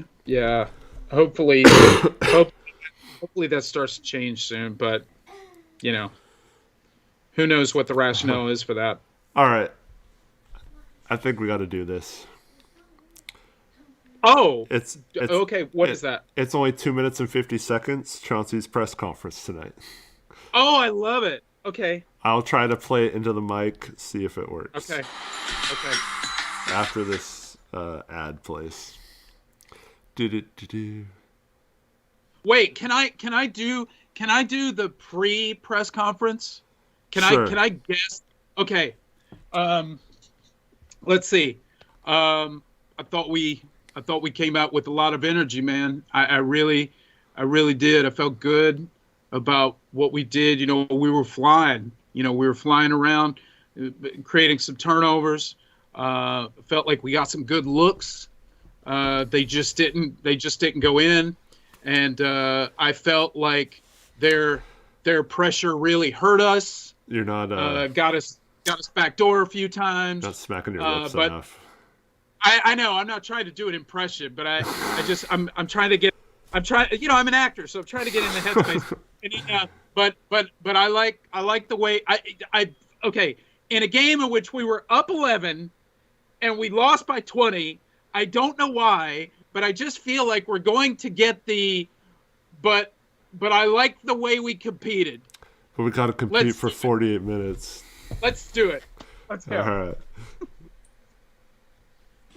Let's see if I hit any of the boxes. Got off to a really good start, which is something that we've struggled with for a while, but I thought we did a really good job defensively early on, scrambling, kind of getting around, and had a pretty good first quarter, until the last, I think it was about 2.5 minutes, we gave up 3 offensive rebounds, and it just changed the game. It really changed the game for us. Second quarter, can you pause it? Turn it over a little bit, but we just, they just kicked. Yeah, nice. You heard it already. Those 2 or 3 offensive rebounds, those were like 30-point plays. Like, what, man? Once those happened, it was over. Yeah, okay, we didn't still have the lead or anything, but no. Yeah, go ahead, play on. So bad on the rebounds, and it's tough to, you play a pretty good possession of defense and then don't come up with the deflating plays. But even, all rebounds, offensive rebound. I mean, they took it to us. They really did, and there's nothing that you can really do about that. I mean, we get 30 rebounds for the game. Oh, wow. There's took it to us, and there's nothing you can do about it. There's nothing you can do, Rich. Wow. Is that it? Is it over? No, Okay. Dude, I can't with that, dude. There's nothing we can do about it. No. We only had 30 rebounds. There's nothing we can do about it. When these guys broke in my house and just started taking my food, I mean, there's pretty much nothing you can do about it.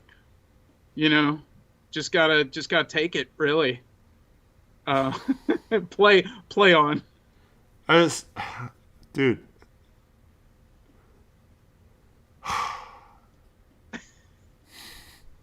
What did we talk about earlier about him not taking responsibility?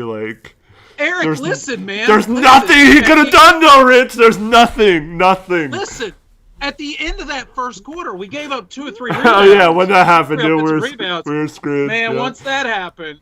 Yeah, what are you supposed to do? Yeah, Katie barred the door. Dogs and cats living together. Mass hysteria, Eric. Everything we were doing was great. But once they got 2 offensive rebounds, that second one, the first one we could have lived with, Rich. But really deflating. When they grabbed that second offensive rebound, that was when we were like, oh, we might as well just give up. This game's over. I mean, there's pretty much nothing you can do at that point. What about that scrappy team that's tough and physical and no one wants to play that Chauncey talked about for years? Now he has his guys to be that kind of team. But Eric, once there's a couple of tip outs, you just take that scrappy team's heart and show it to them. There's nothing you can do. Tori says Chauncey doesn't want to call out JG and DA in the presser, so that's all he can say. Maybe there's some truth to that. I don't know. All right, let's listen on. Since there's nothing you can do, I don't see the point, but let's see. We get 30 rebounds for the game. They get basically 50. And it's tough to absorb that. You and I talked about getting off to fast starts before the game. You said it starts with defense. Is that what you saw in the first quarter tonight? It was. I thought we did a really good job of locking into what we was trying to do defensively, which did. It got us off to a good start. And we just couldn't sustain. We couldn't sustain that team. They just kept wearing on you, kept getting rebounds, kept getting putbacks. And it was just, it was tough. And then Can you pause it? They did have, we turned. Eric, listen. Sustaining it for 10 minutes is understandable. But Eric, that next 38 minutes is really tricky. It's so hard. It's so hard. Okay, go ahead. I'm sorry. What? I wanted to look up something real quick, but okay. They only had 13 offensive rebounds. I mean, that's a lot, but not who they? a lot Golden for State? Us. Yeah. Wait, Golden State had 13 offensive rebounds, Yeah.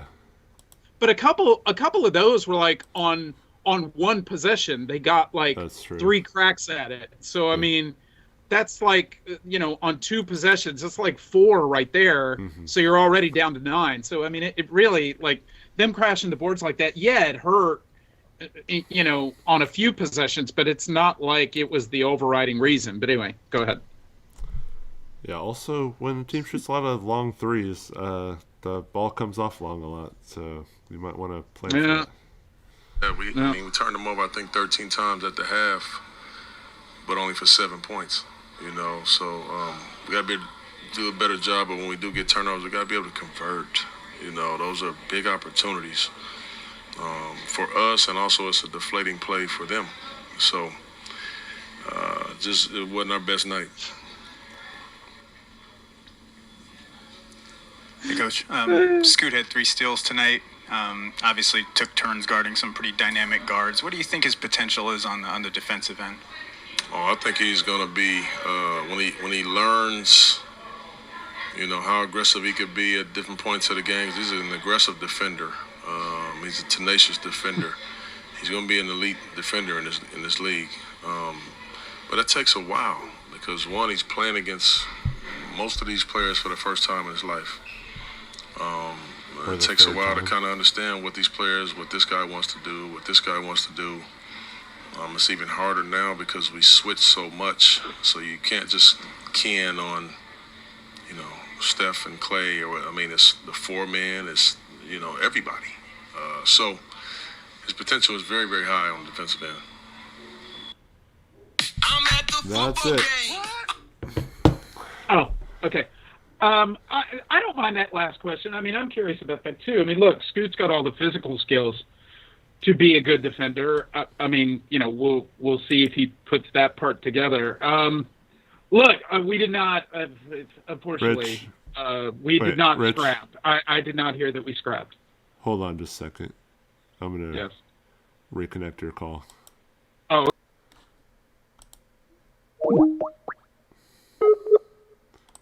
Hopefully Rich answers right away, because his mic was starting to go.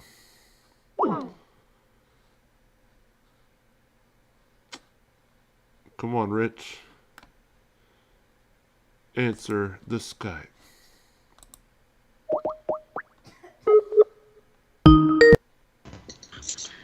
There you are. Yeah. Is that better? Yeah. Okay. Sorry, chat. No, it's all good. I just didn't want your mic to. Yeah, but you're good now. I think we're much better. Yeah. So I don't know how much you caught of that. I like the last question. I thought that was fair. I think Scoot can be a good defender in this league.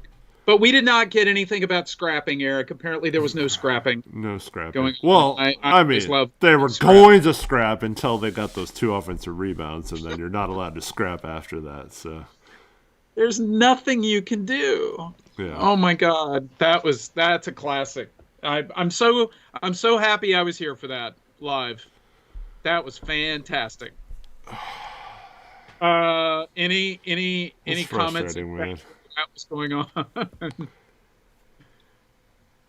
I did hear Tori, hopefully this happens, but he was going to do a video breaking down exactly why he doesn't think Ayton is as good of a rebounder as people think he is. I'd love to have a video with examples and stuff, but yeah. Cool. What's up, Tori? Obviously, I see you in the chat too. Byron asks, where do we go from here for the rest of the season? I think we just have to make it to the trade deadline where we trade some of our vets, and then we should be a little different. And then I think from there you just try to get the young guys as much playing time as possible. Yeah, I mean, there's that. You want the young guys to get as much playing time as possible from the front office. You want them to turn our vets that were prepared to move for as maximum value as possible, and then you want to see things like how the Blazers how they come out in the second half, what adjustments they make in a third quarter, and when they're in tight games, what decisions Chauncey will make in those competitive type situations, regardless of whatever the outcome is. I think those are the things that you look toward, as we go on in the season. Yeah. This is not a situation, unfortunately.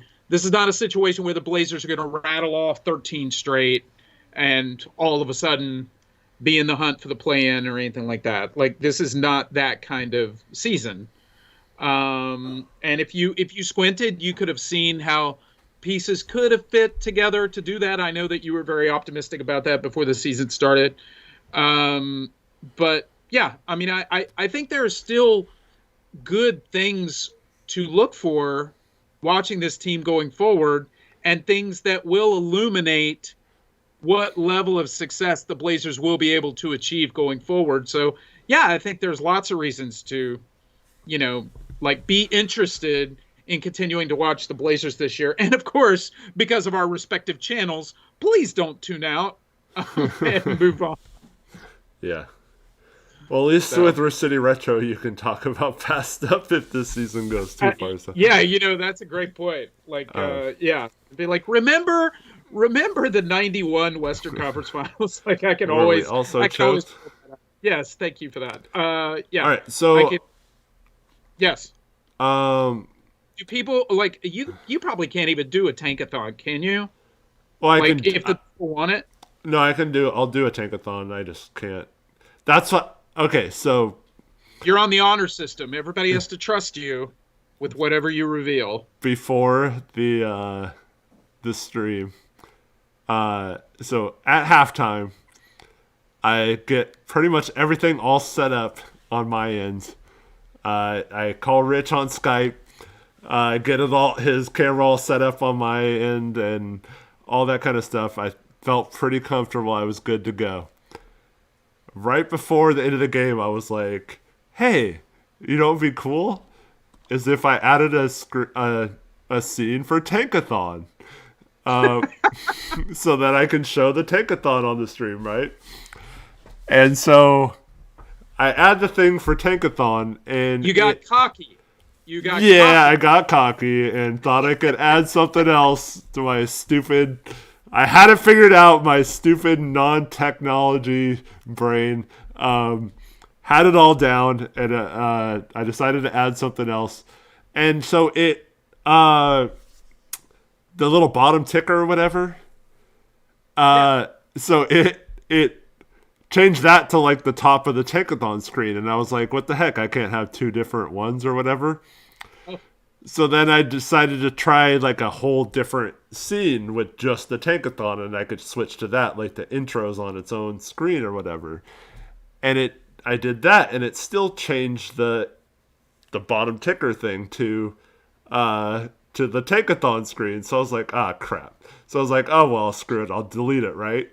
And somehow it deleted, instead of the Tankathon thing, it deleted the whole setup I had for everything else. And so I had to reset it all up, and then, all that kind of stuff. And so that's why it took me so long to go live. But I was like, okay, I'm just going to do a Tankathon thing, and I was going to center it all and do all this stuff. But, yeah. See, I don't know how to do that. I thought I did, but I didn't. Apparently you can't do. Old dudes versus technology, man. That is our issue at this point. Yeah, let's do it. Let's do a Tankathon. All right. The people want it. Now, you guys, didn't the Blazers win in Torrey's last Tankathon? No, he did one on Friday. We got what day was that? Thursday. We got the number one pick. Yeah, that's what I'm saying. The Blazers. No, the Blazers we lost. won. We lost. No. We won the lottery. We yes. Sorry. We won. Sorry, I thought you meant... Because that was a thing earlier in the season. Tori had a poll in chat. Should we do Tankathon after every game or only in losses? And only in losses won. So we can only do Tankathon now. Yeah. Well, tonight So- certainly qualifies. So, all right. Do I dare try this once again? No, you don't. you just do the simulation and then read off the teams to everybody. Yeah. I think that's the safest thing to do. Oh, I like James. James in chat said Stankathon. Window You know, capture. Never mind. I almost said something really inappropriate. All right. Tori thinks I can do it. I don't know. Wow. Okay. I mean, I'm not dissing you. I'm trying to err on the side of caution. Window capture. Uh-huh. Alvaro says do it. What's up, Connor? Connor just said hello, everyone. Hello, Connor. Hello again. While you set this up, I'll just give a shout out to chat. Chat, what is up, you guys? I started coming in here to chat when I found the channel, when the channel started in 2019. I never even chatted in chat. I was just kind of watching the streams and all that stuff. And then when I started Rip City Retro, I actually started interacting with people. You guys are so funny. You guys say stuff that just really make me laugh all the time whenever I come in the streams, even though I'm like pushing my computer right up to my face with my triple vision trying to read it. But you guys are so much fun. So Dro just said, you are a very likable person. That's my plan, Dro. You having food.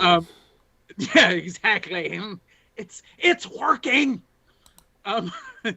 Wish you could join Blazers Uprise with Tori on too. Well, that's a threesome, and even though Eric loves them, that just becomes crowded. What have you done? Look at this, Rich. Eric, right, but are we gone forever? Maybe. Let's just do it quick. Thank you for your stock tips. I'm gonna hit for a second. Sim Lottery and go down. Okay. Dro, thank you for the comment. I really appreciate it. And we'll scroll up. I kind of scrolled it too fast. 14 is New Orleans is the Lakers picks. Portland's pick from Golden State doesn't move up. That's good in this scenario because then we wouldn't get it if it moved up. 12 is Phoenix. 11 is Houston via Brooklyn. 10 is Chicago. 9 Atlanta. 8 Utah. 7 is going to San Antonio versus Toronto. I believe that pick is top 6 protected, so that's the best it could be for San Antonio. Scroll up a little bit more. Oh, Portland got 4th.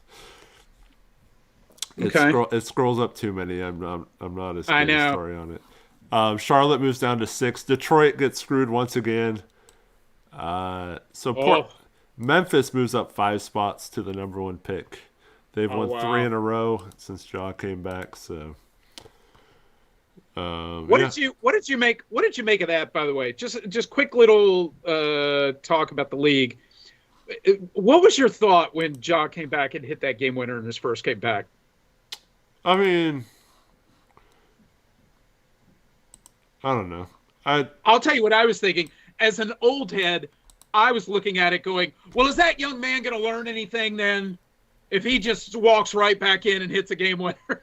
I was like, oh no, this is the worst thing that could happen to the Grizzlies. Ja just come back and go, that's right. That's the worst thing that could happen to them? You think they'd want a high draft pick? No, but just in terms of getting Ja right. Almost, it's too easy. Comes back game 1, it's a game winner. It's weird because at Murray State, Ja's someone that I absolutely loved, and oh yeah, I saw him just shoot up draft boards and stuff. But I had already like he was one of my guys in college that year, and unlike Torrey, I don't think he should have gone over Zion, but I thought it was a lot closer than people said.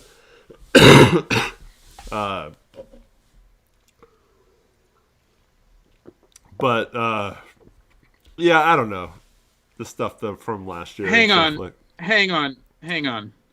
I have to. Okay, one comment that I am able to read.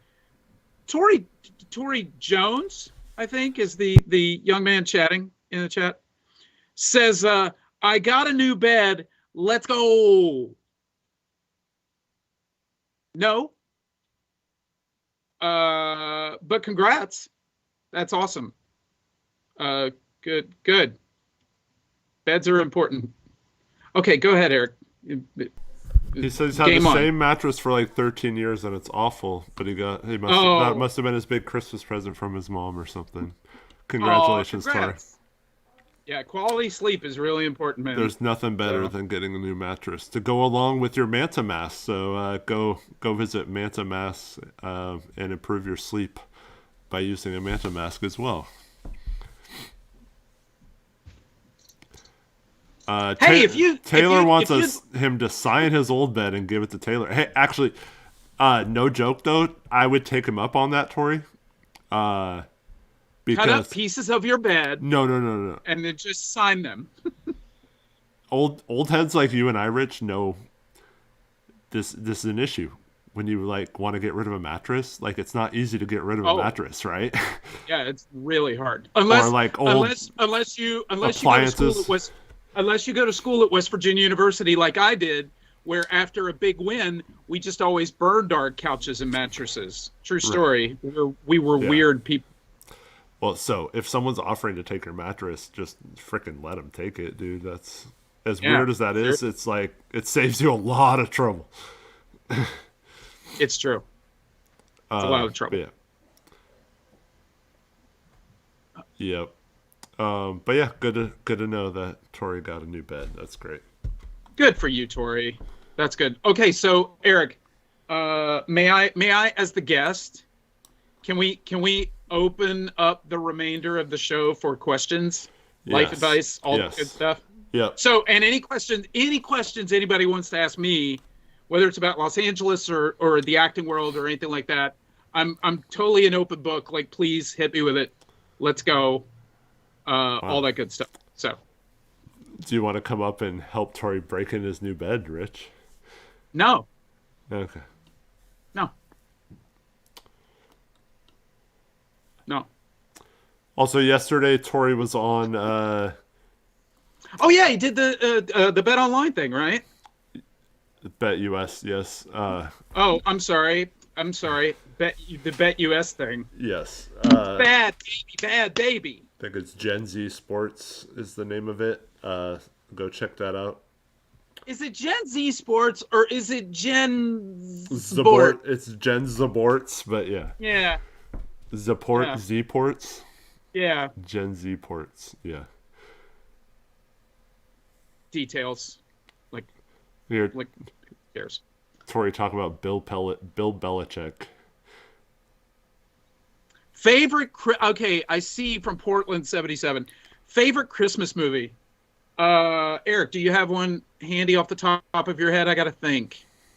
I know I used to love Christmas Vacation. I think I still do. But I watched it with my girlfriend a few years ago, and she did not like it. And I remember coming away from that going, is this... Well, first off, is this going to last? And then second of all, I was like, is it not as funny as I remember? But I think it's still pretty great. So Christmas Vacation is the first thing that comes to my mind off the top of my head. What about you? Yeah, I like Christmas Vacation. Man. Tori just said Bet US is calling me right now. Oh, they're mad. Yeah. On the other hand, the online people just texted me, and they sent the Venmo, so that's nice. So I appreciate that. Thank you. But that was a mistake. I'm sorry. I mean, I like all of them. Like Elf. I like. Oh, Elf is great. Elf is great. I like. Well, Christmas Story. Yeah, I mean, I like all of them. Okay. I like the Dro, Santa Claus. Oh, I'm sorry. Go ahead. The Santa Claus? Yeah, I like that one. I see Dro says, Rich, how tall are you? Can you hoop? So Dro, I'm 6'2". So in normal life, I'm pretty tall, but around Blazers Uprise, I'm a little shorty. It's weird. I have to run the point here. It's strange.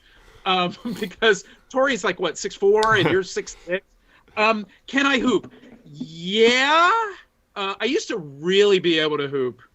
But then I hurt my back really badly 8 years ago in a car accident. But before COVID hit, I was actually getting back to playing pickup basketball with like kids half my age, and kind of getting back to really play well and hitting game winners and stuff like that. So yeah, the weird thing for me was learning how to play again with triple vision from the car accident. So like, I literally, as stupid as it sounds, I had to really focus on hitting the one in the middle. As it's like LeBron James that one time he got hit. Dude, when LeBron said that, it was so full of crap. It made me so annoyed. He was like, I was seeing three of the rim. I'm like, no, LeBron, I'm seeing three of the rim, okay? But the crazy thing about playing pickup basketball, Dro, that's still really tricky for me. And I had a slip and fall in December of last year, so I haven't been able to play this year because I'm hurt and dealing with other injuries and stuff. But it's the movement of the people. And it's like the guy guarding me and everything. It's the ball coming at me. Like everything is happening. It's like three of the basketball coming at me. So I had to learn how to deal with that. And it's very interesting with a traumatic brain injury, what your brain gets used to. Like I drive and, you know, all that good stuff. My driving has never been the problem. It's always been the people around me that's been the problem. But yeah, so I mean, I still do all the normal things that I did before. I just get headaches from time to time and things like that. But back to the hoop question, yes, I can hoop. I used to be really good back when I was younger. I remember when I was in college in an intramural game, I put 32 points on like our WVU's starting quarterback. And he had a team of like him and the offensive line had an intramural team, and they just beat the snot out of people physically, and they beat us too. So they beat us by like 6 points, but I had like 32 points on him, and they really couldn't stop me. So that was a lot of fun. But nice. Yes, I can hoop a little bit. So yeah. whenever I heal up from this slip and fall thing, I will come up to Portland and we'll make it happen, Eric. It will happen at some point. I had someone come up to me the other day, said they watched the show or whatever, and he's like, wow, you really are 6'6". I'm like, yep.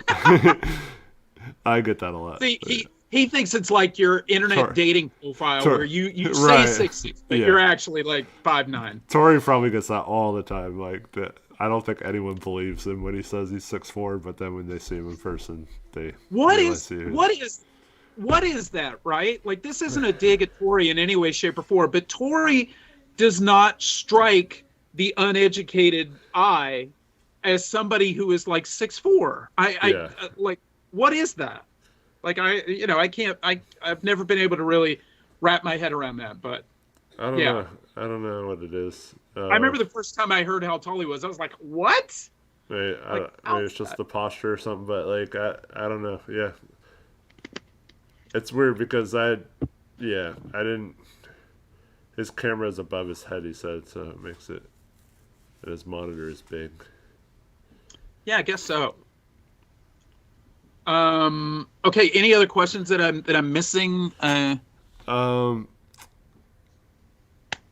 Do you have any memorable Christmas Day NBA games? That's a perfect question for you.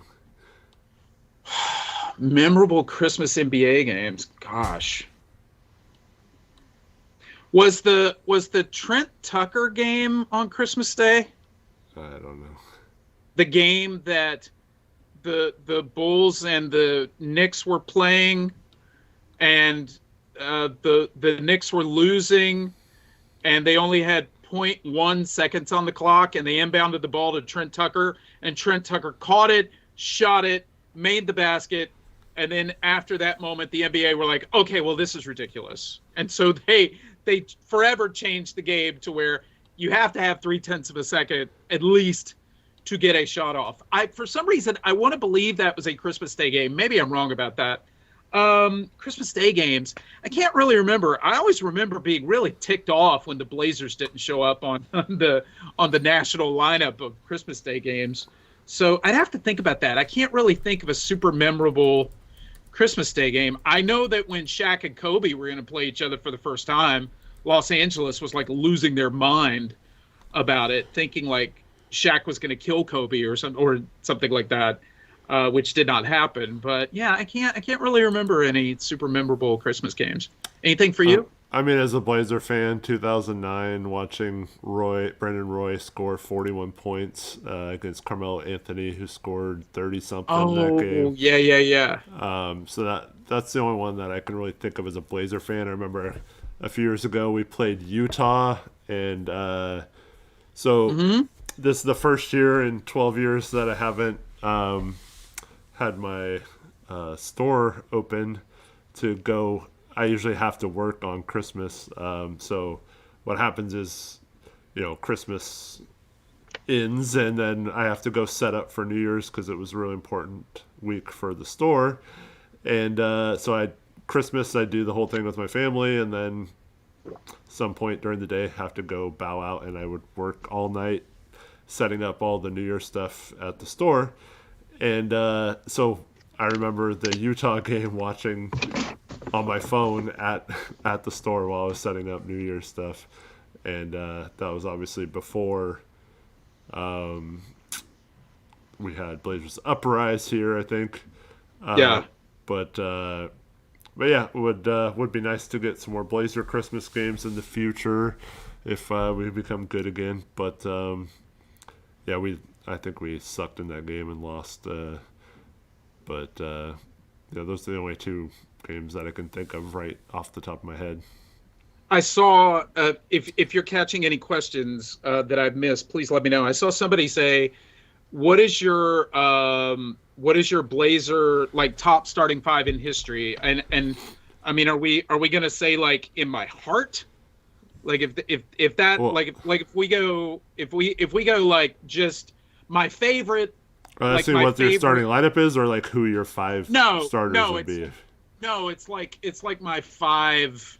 Like I think the intention of the question was like your five favorite Blazers all-time starting five, meaning like Dame at the 1, Drexler at the, like that kind of thing. So just to rattle it off the top of my head, and I get to cheat a little bit. I'll say Dame, Terry Porter in the backcourt, Drexler at the 3, Kersey at the 4, and we're gonna go very small at the center, Buck Williams at 5. And that's totally cheating. I'm blowing up the entire game.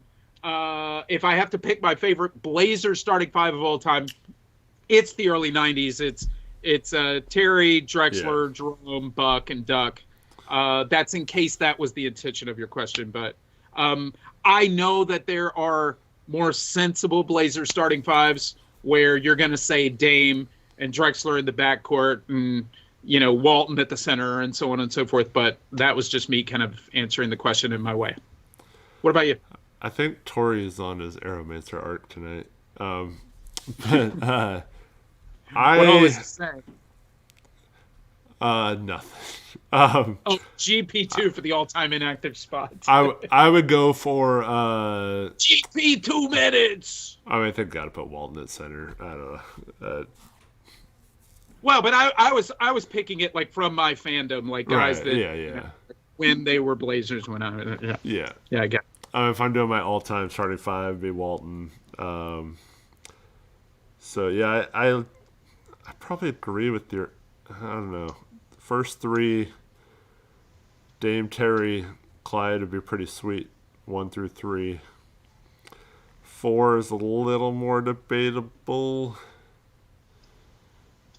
Yeah, as much as I like Kersey, I don't know. I was just going with sheer love. Yeah. Eric. Yeah. Let's see. What other? Any other questions here that you see? Eric Olson said Sheed. Look, I love Sheed, man. There were times where I was just like, please, just put it all together and become like a top 10 player in the league, because from a talent standpoint, he certainly had it. Least favorite Blazer ever from Torrey Jones.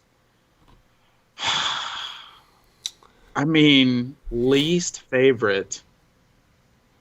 I'd have to really give this some thought. Because you can pick somebody that, because they were on the Blazers, it led to there was a domino effect. So in that situation, you could pick somebody like GP2, because that was the big free agent get, right? So and that's a waste. And then, that season kind of spirals out of control. You end up losing Dame, et cetera, et cetera. So, I mean, GP2 would be as good a pick as anybody else, but it's a good question. I'm not quite sure. Yeah. I might say Danny Ainge. I know you're going to hate me for this. Oh, my gosh. I know you're going to hate me for that. Well, listen, look, Ainge was mercenary, like I've said many times to you before. So, if you didn't like him, and I know he was kind of a jerk to you at least once, right? For autographs and stuff.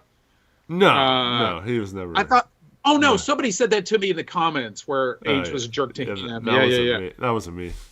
Okay. No, Ainge was a great player, and he's Oregonian and stuff. I don't know. Here's a good question. If you can add peak Travis Outlaw or peak Rudy Fernandez to this team, who you taking? Well, listen, I definitely want to hit the clubs with peak Rudy Fernandez, and just like catch the the riffraff that drifts off to the side, So, but man, that's a good question. What do you think about that one, Eric? Peak Travis Outlaw or peak Rudy Fernandez? I'm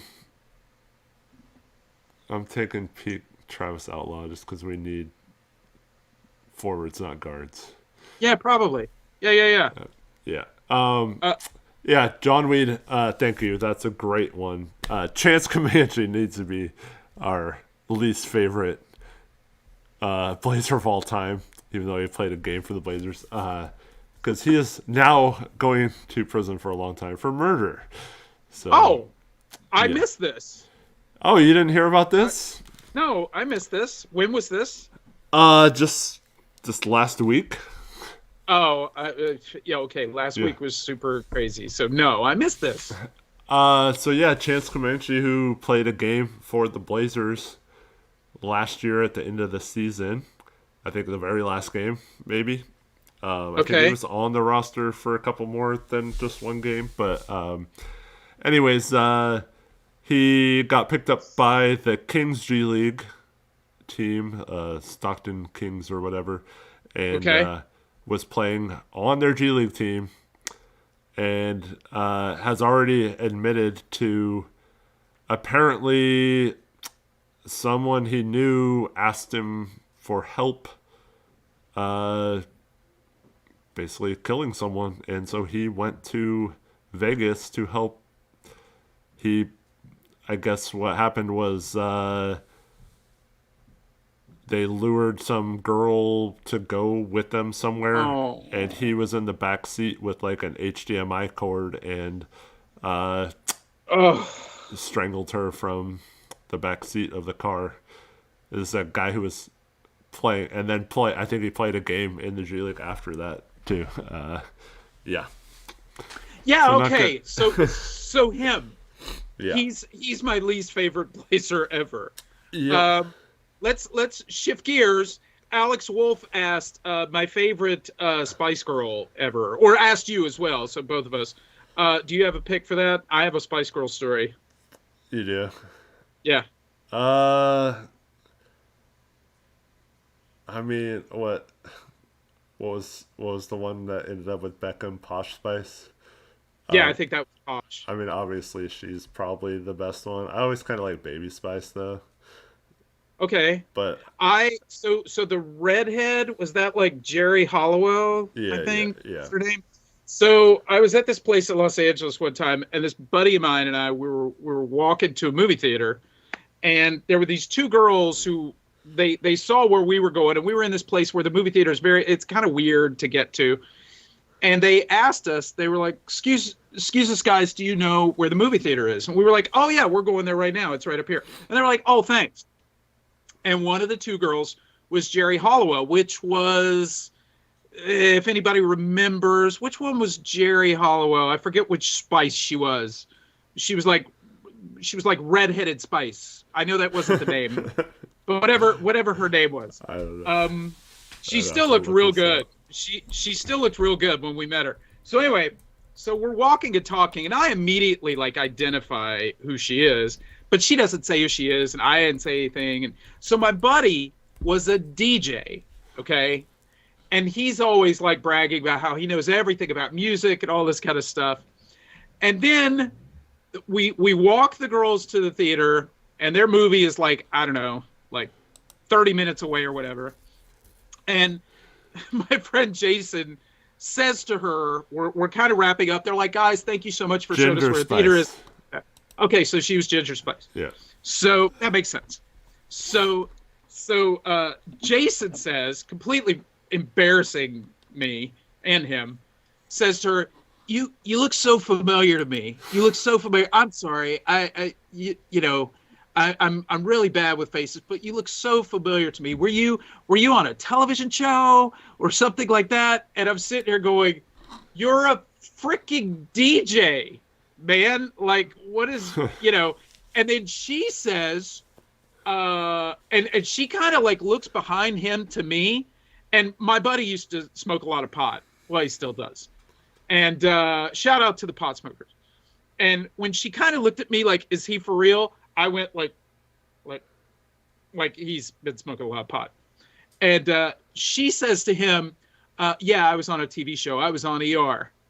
And he goes, oh, you're on ER. He was like, that's right. I'm so sorry. I mean, just completely like steps in it further, right?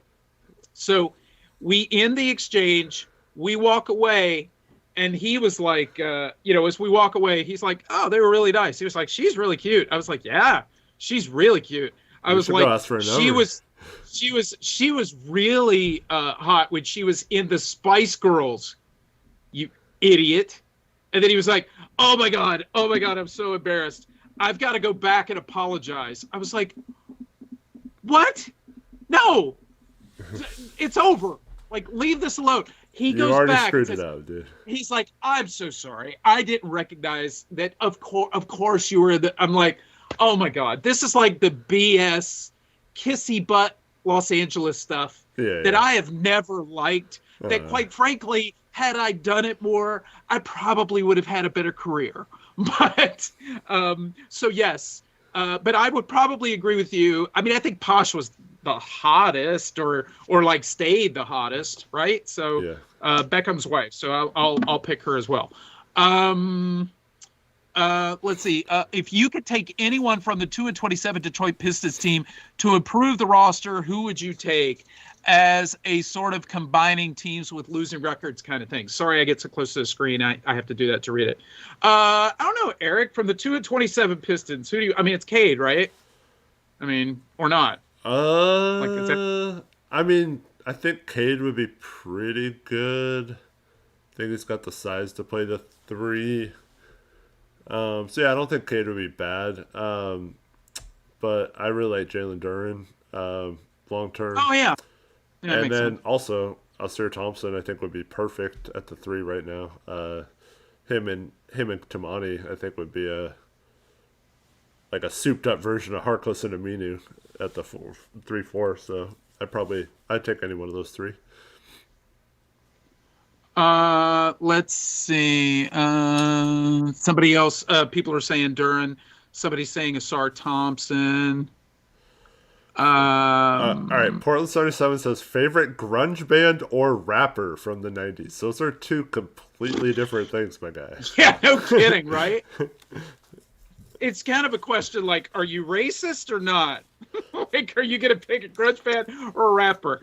My gosh, what a question. I mean, if we're gonna, okay, let's just do both. I mean, I guess from the 90s, if I just look back on like what I probably exposed myself the most to and listened to the most, probably Pearl Jam. Pearl Jam is considered grunge, right? A grunge band, right? Am I wrong? Am I wrong on that? No. I wasn't. I wasn't. Like Nirvana. I wasn't a Nirvana guy. Yeah. So other than that, I don't really know. Nirvana's okay. Rapper, maybe Tupac.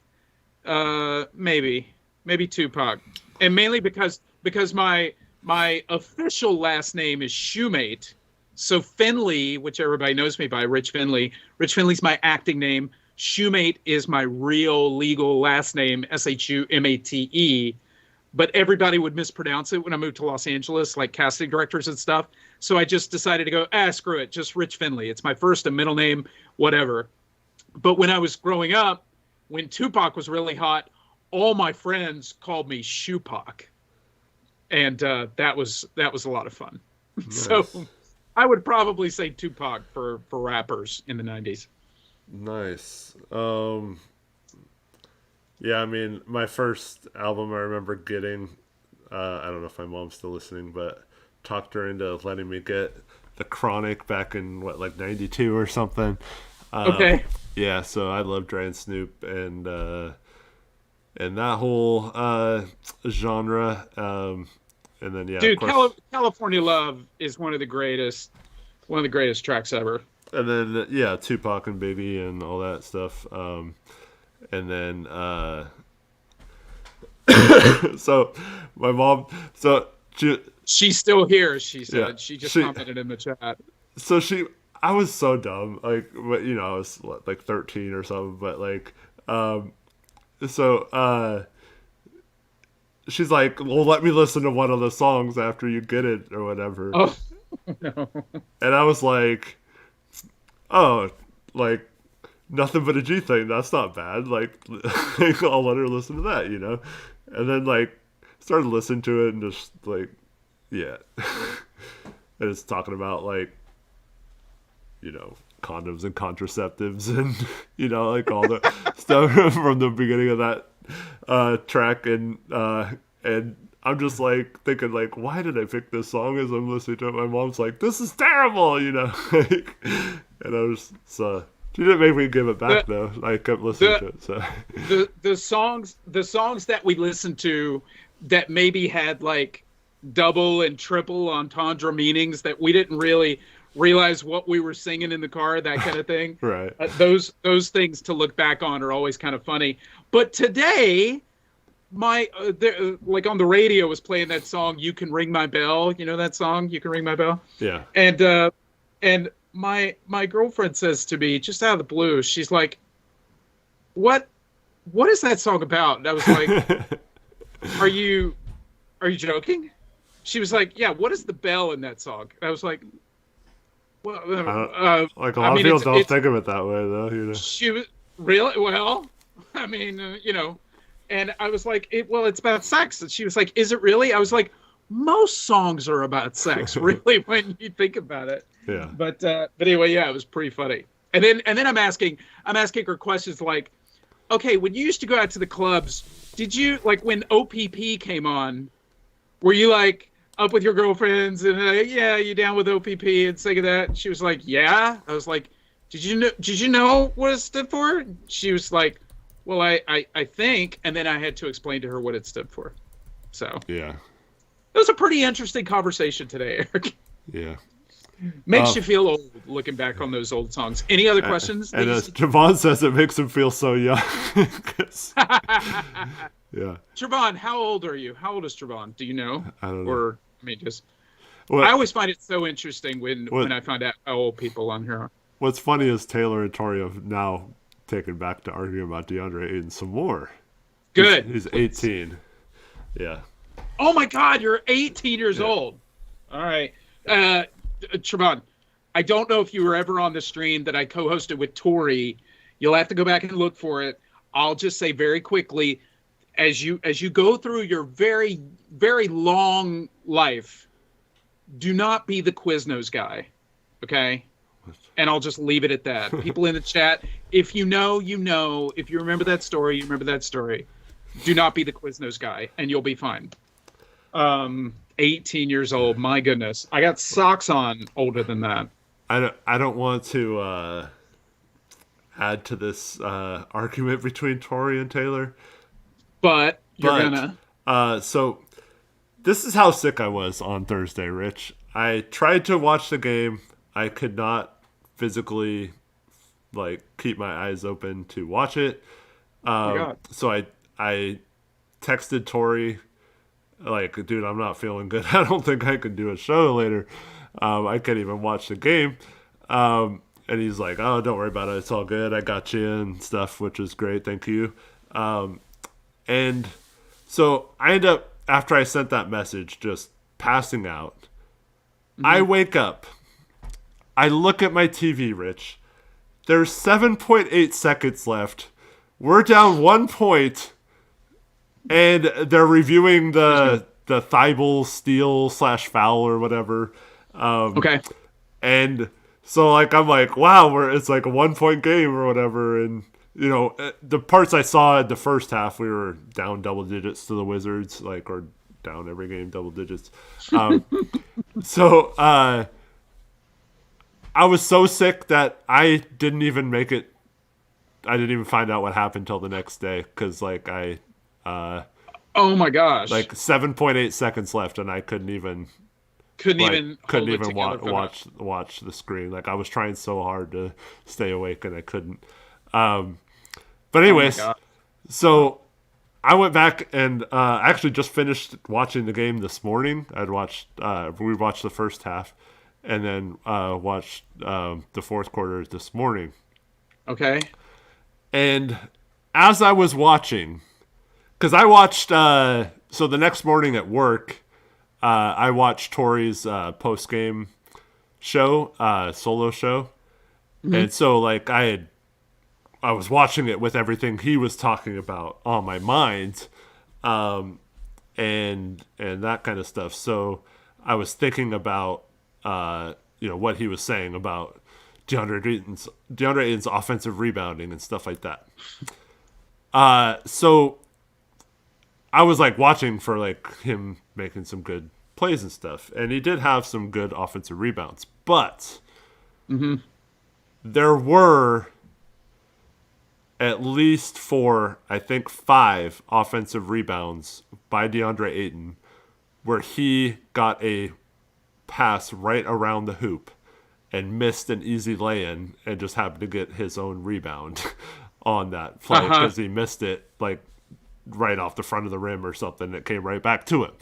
So that was half of his rebounds right there. And then another couple of those offensive rebounds. It's the old Moses Malone rebounds. Yeah. And then a couple other ones were 2 of them were Tamani and one of them was Jabari basically crashing the board so hard that the ball got tipped back or it wasn't him crashing the boards. The ball just got there was a scramble for the ball and it just happened to go to DeAndre. So I'm not trying to say anything for either side of your arguments, but I do think the 10 offensive rebounds is a little misleading from last game because a lot of them were because if you count his 10 offensive rebounds, then you can't really count his points, I guess, because a lot of those he should have been much more efficient with it than he was.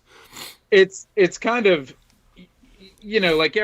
every story every game tells a story, right? So it's if you went back and looked at any of those seasons that Russell Westbrook averaged a triple-double and watched how they worked his rebounds to where Steven Adams, on free throws, Steven Adams would just basically clear out everybody and let Russ come in and get the rebound because nobody else is around.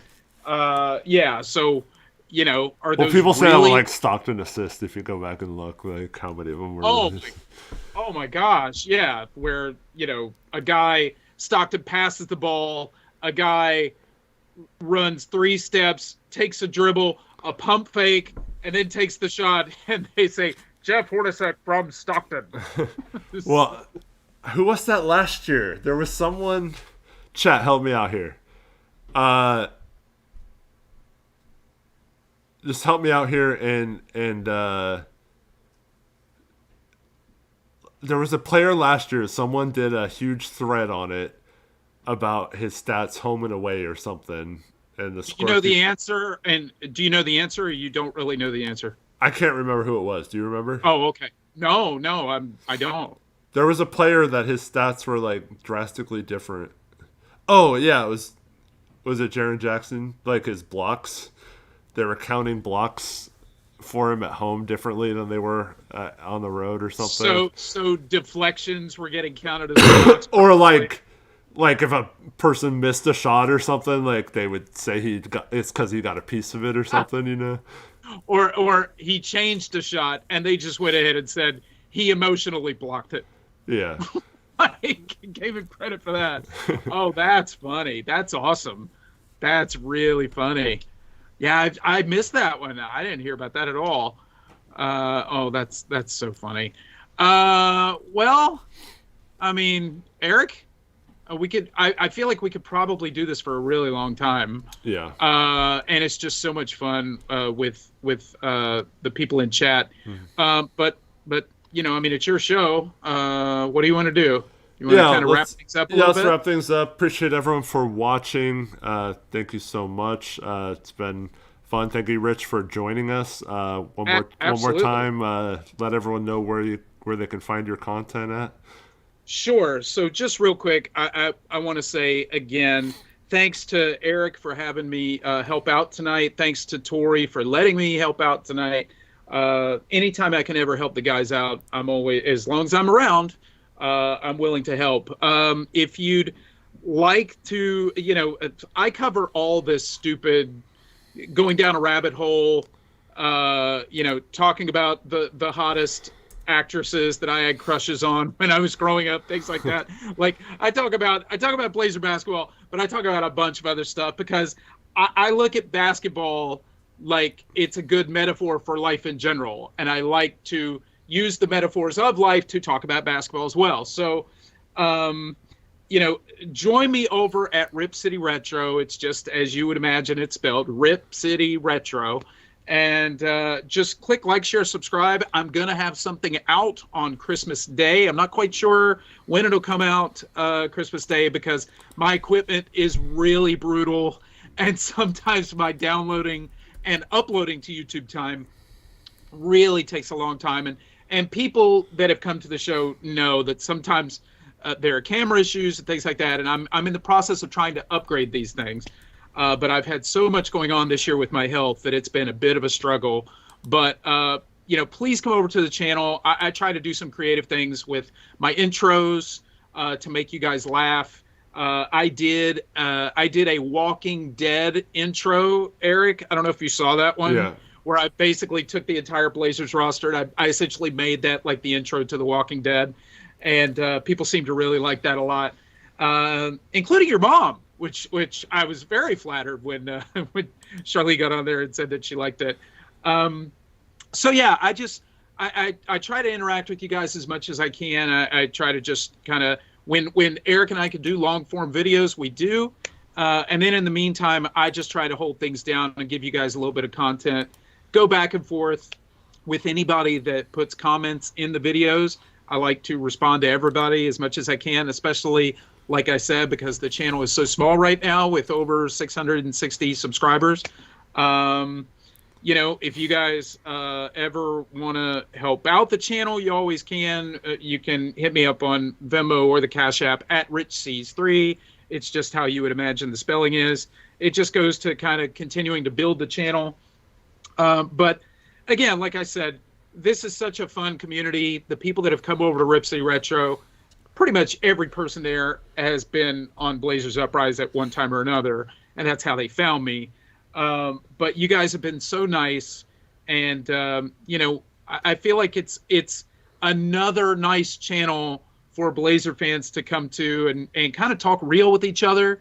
But there's not a lot of, you know, smearing talk going on.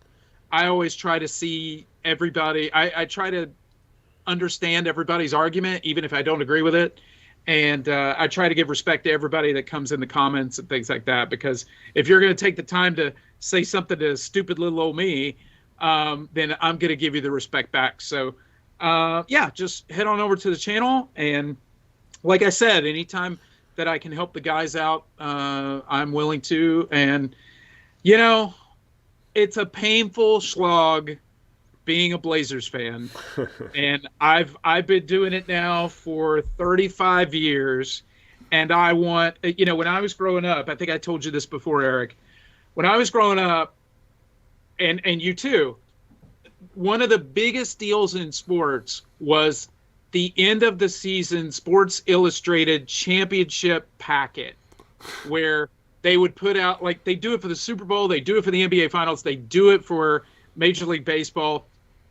And when your team won, Sports Illustrated would have a video chronicling, you know, and now everybody like the Blazers have the trail, right? Like that, you know, this is where Hard Knocks came off that. But back in the day, it used to just be that championship video that Sports Illustrated put out, and then the Blazers, which was really cool, which a lot of other franchise, we were so lucky, you guys, to have had Return to Rip City, Running Down a Dream, Make It Happen. Those 3 yearbook videos that were put out by the Blazers in 90, 91, 92. And if you haven't watched them, please go watch them. They're so much fun. They still really hold up today. They're great. They're great fun to watch. And like what I wanted more than anything growing up was I want to see the Blazers win the NBA championship. I want that championship t-shirt. I want that championship hat. And I want that Sports Illustrated commemorative championship video. And I'm obnoxious if I ever get that. When Drexler went on to Houston and won the title, I did purchase the packet for the Rockets because Drexler won, but it was in no way, shape, or form the same. I never wore the hat. I never wore the shirt. I watched the video. The video was cool. And I was so thrilled for Drexler that he won a title. But I just remember being like, yeah, but gosh, if this was the Blazers, it would just be amazing. And especially if it had been Clyde in the Blazers, just like if it had been Dame in the Blazers. So, you know, I'm still holding on to hope that we're starting to assemble the pieces that will someday hopefully get us to the promised land. I'm hoping that Chauncey wakes up tomorrow and is just, oh my God, I can coach. Like I hold out hope, you guys. And, you know, like I said, Eric's nice enough to let me plug the channel and things like that. But, you know, come on over and check out the channel. I'll have something for you guys on Christmas Day. And I just appreciate the Blazers Uprise community, because there's no Rip City Retro community without the Blazers Uprise community. So thank you guys so much. Yeah, and thank you, Rich, for coming on. And also thank you to Tori for allowing us to do the post-game show tonight and for helping me set it up and all that. Despite we did being it with family, but I think we did it right. Okay, we had some mic issues and stuff, but I fixed them along the way. Let's go. Hope everyone who celebrates Christmas has a Merry Christmas, and if you don't, whatever holiday you celebrate, happy holidays. And that's going to be it for Blazers Uprise until Tuesday. We have a game. I believe we're playing the Sacramento Kings on Tuesday. So we'll have a post-game show for sure after that game. I'm not sure if we'll do Blazers Uprise live that afternoon or not. Haven't talked to Tori about that, but possibly a show in the afternoon as well. But definitely sometime on Tuesday will be the next time we see you, because there is no Blazer games the next 2 days. And we will. And from me, very quickly before you do this, I don't know where you stand, Eric. It's not my business, anything like that. To chat, Merry Christmas, you guys. I hope you all have a wonderful holiday with friends and family, and much love to all you guys. Merry Christmas. And your mic's going out again. Okay, yeah, don't even worry about me. Goodbye. All right, and thank you everyone for watching and supporting us. Happy holidays, And until next time, peace out. Go Blazers.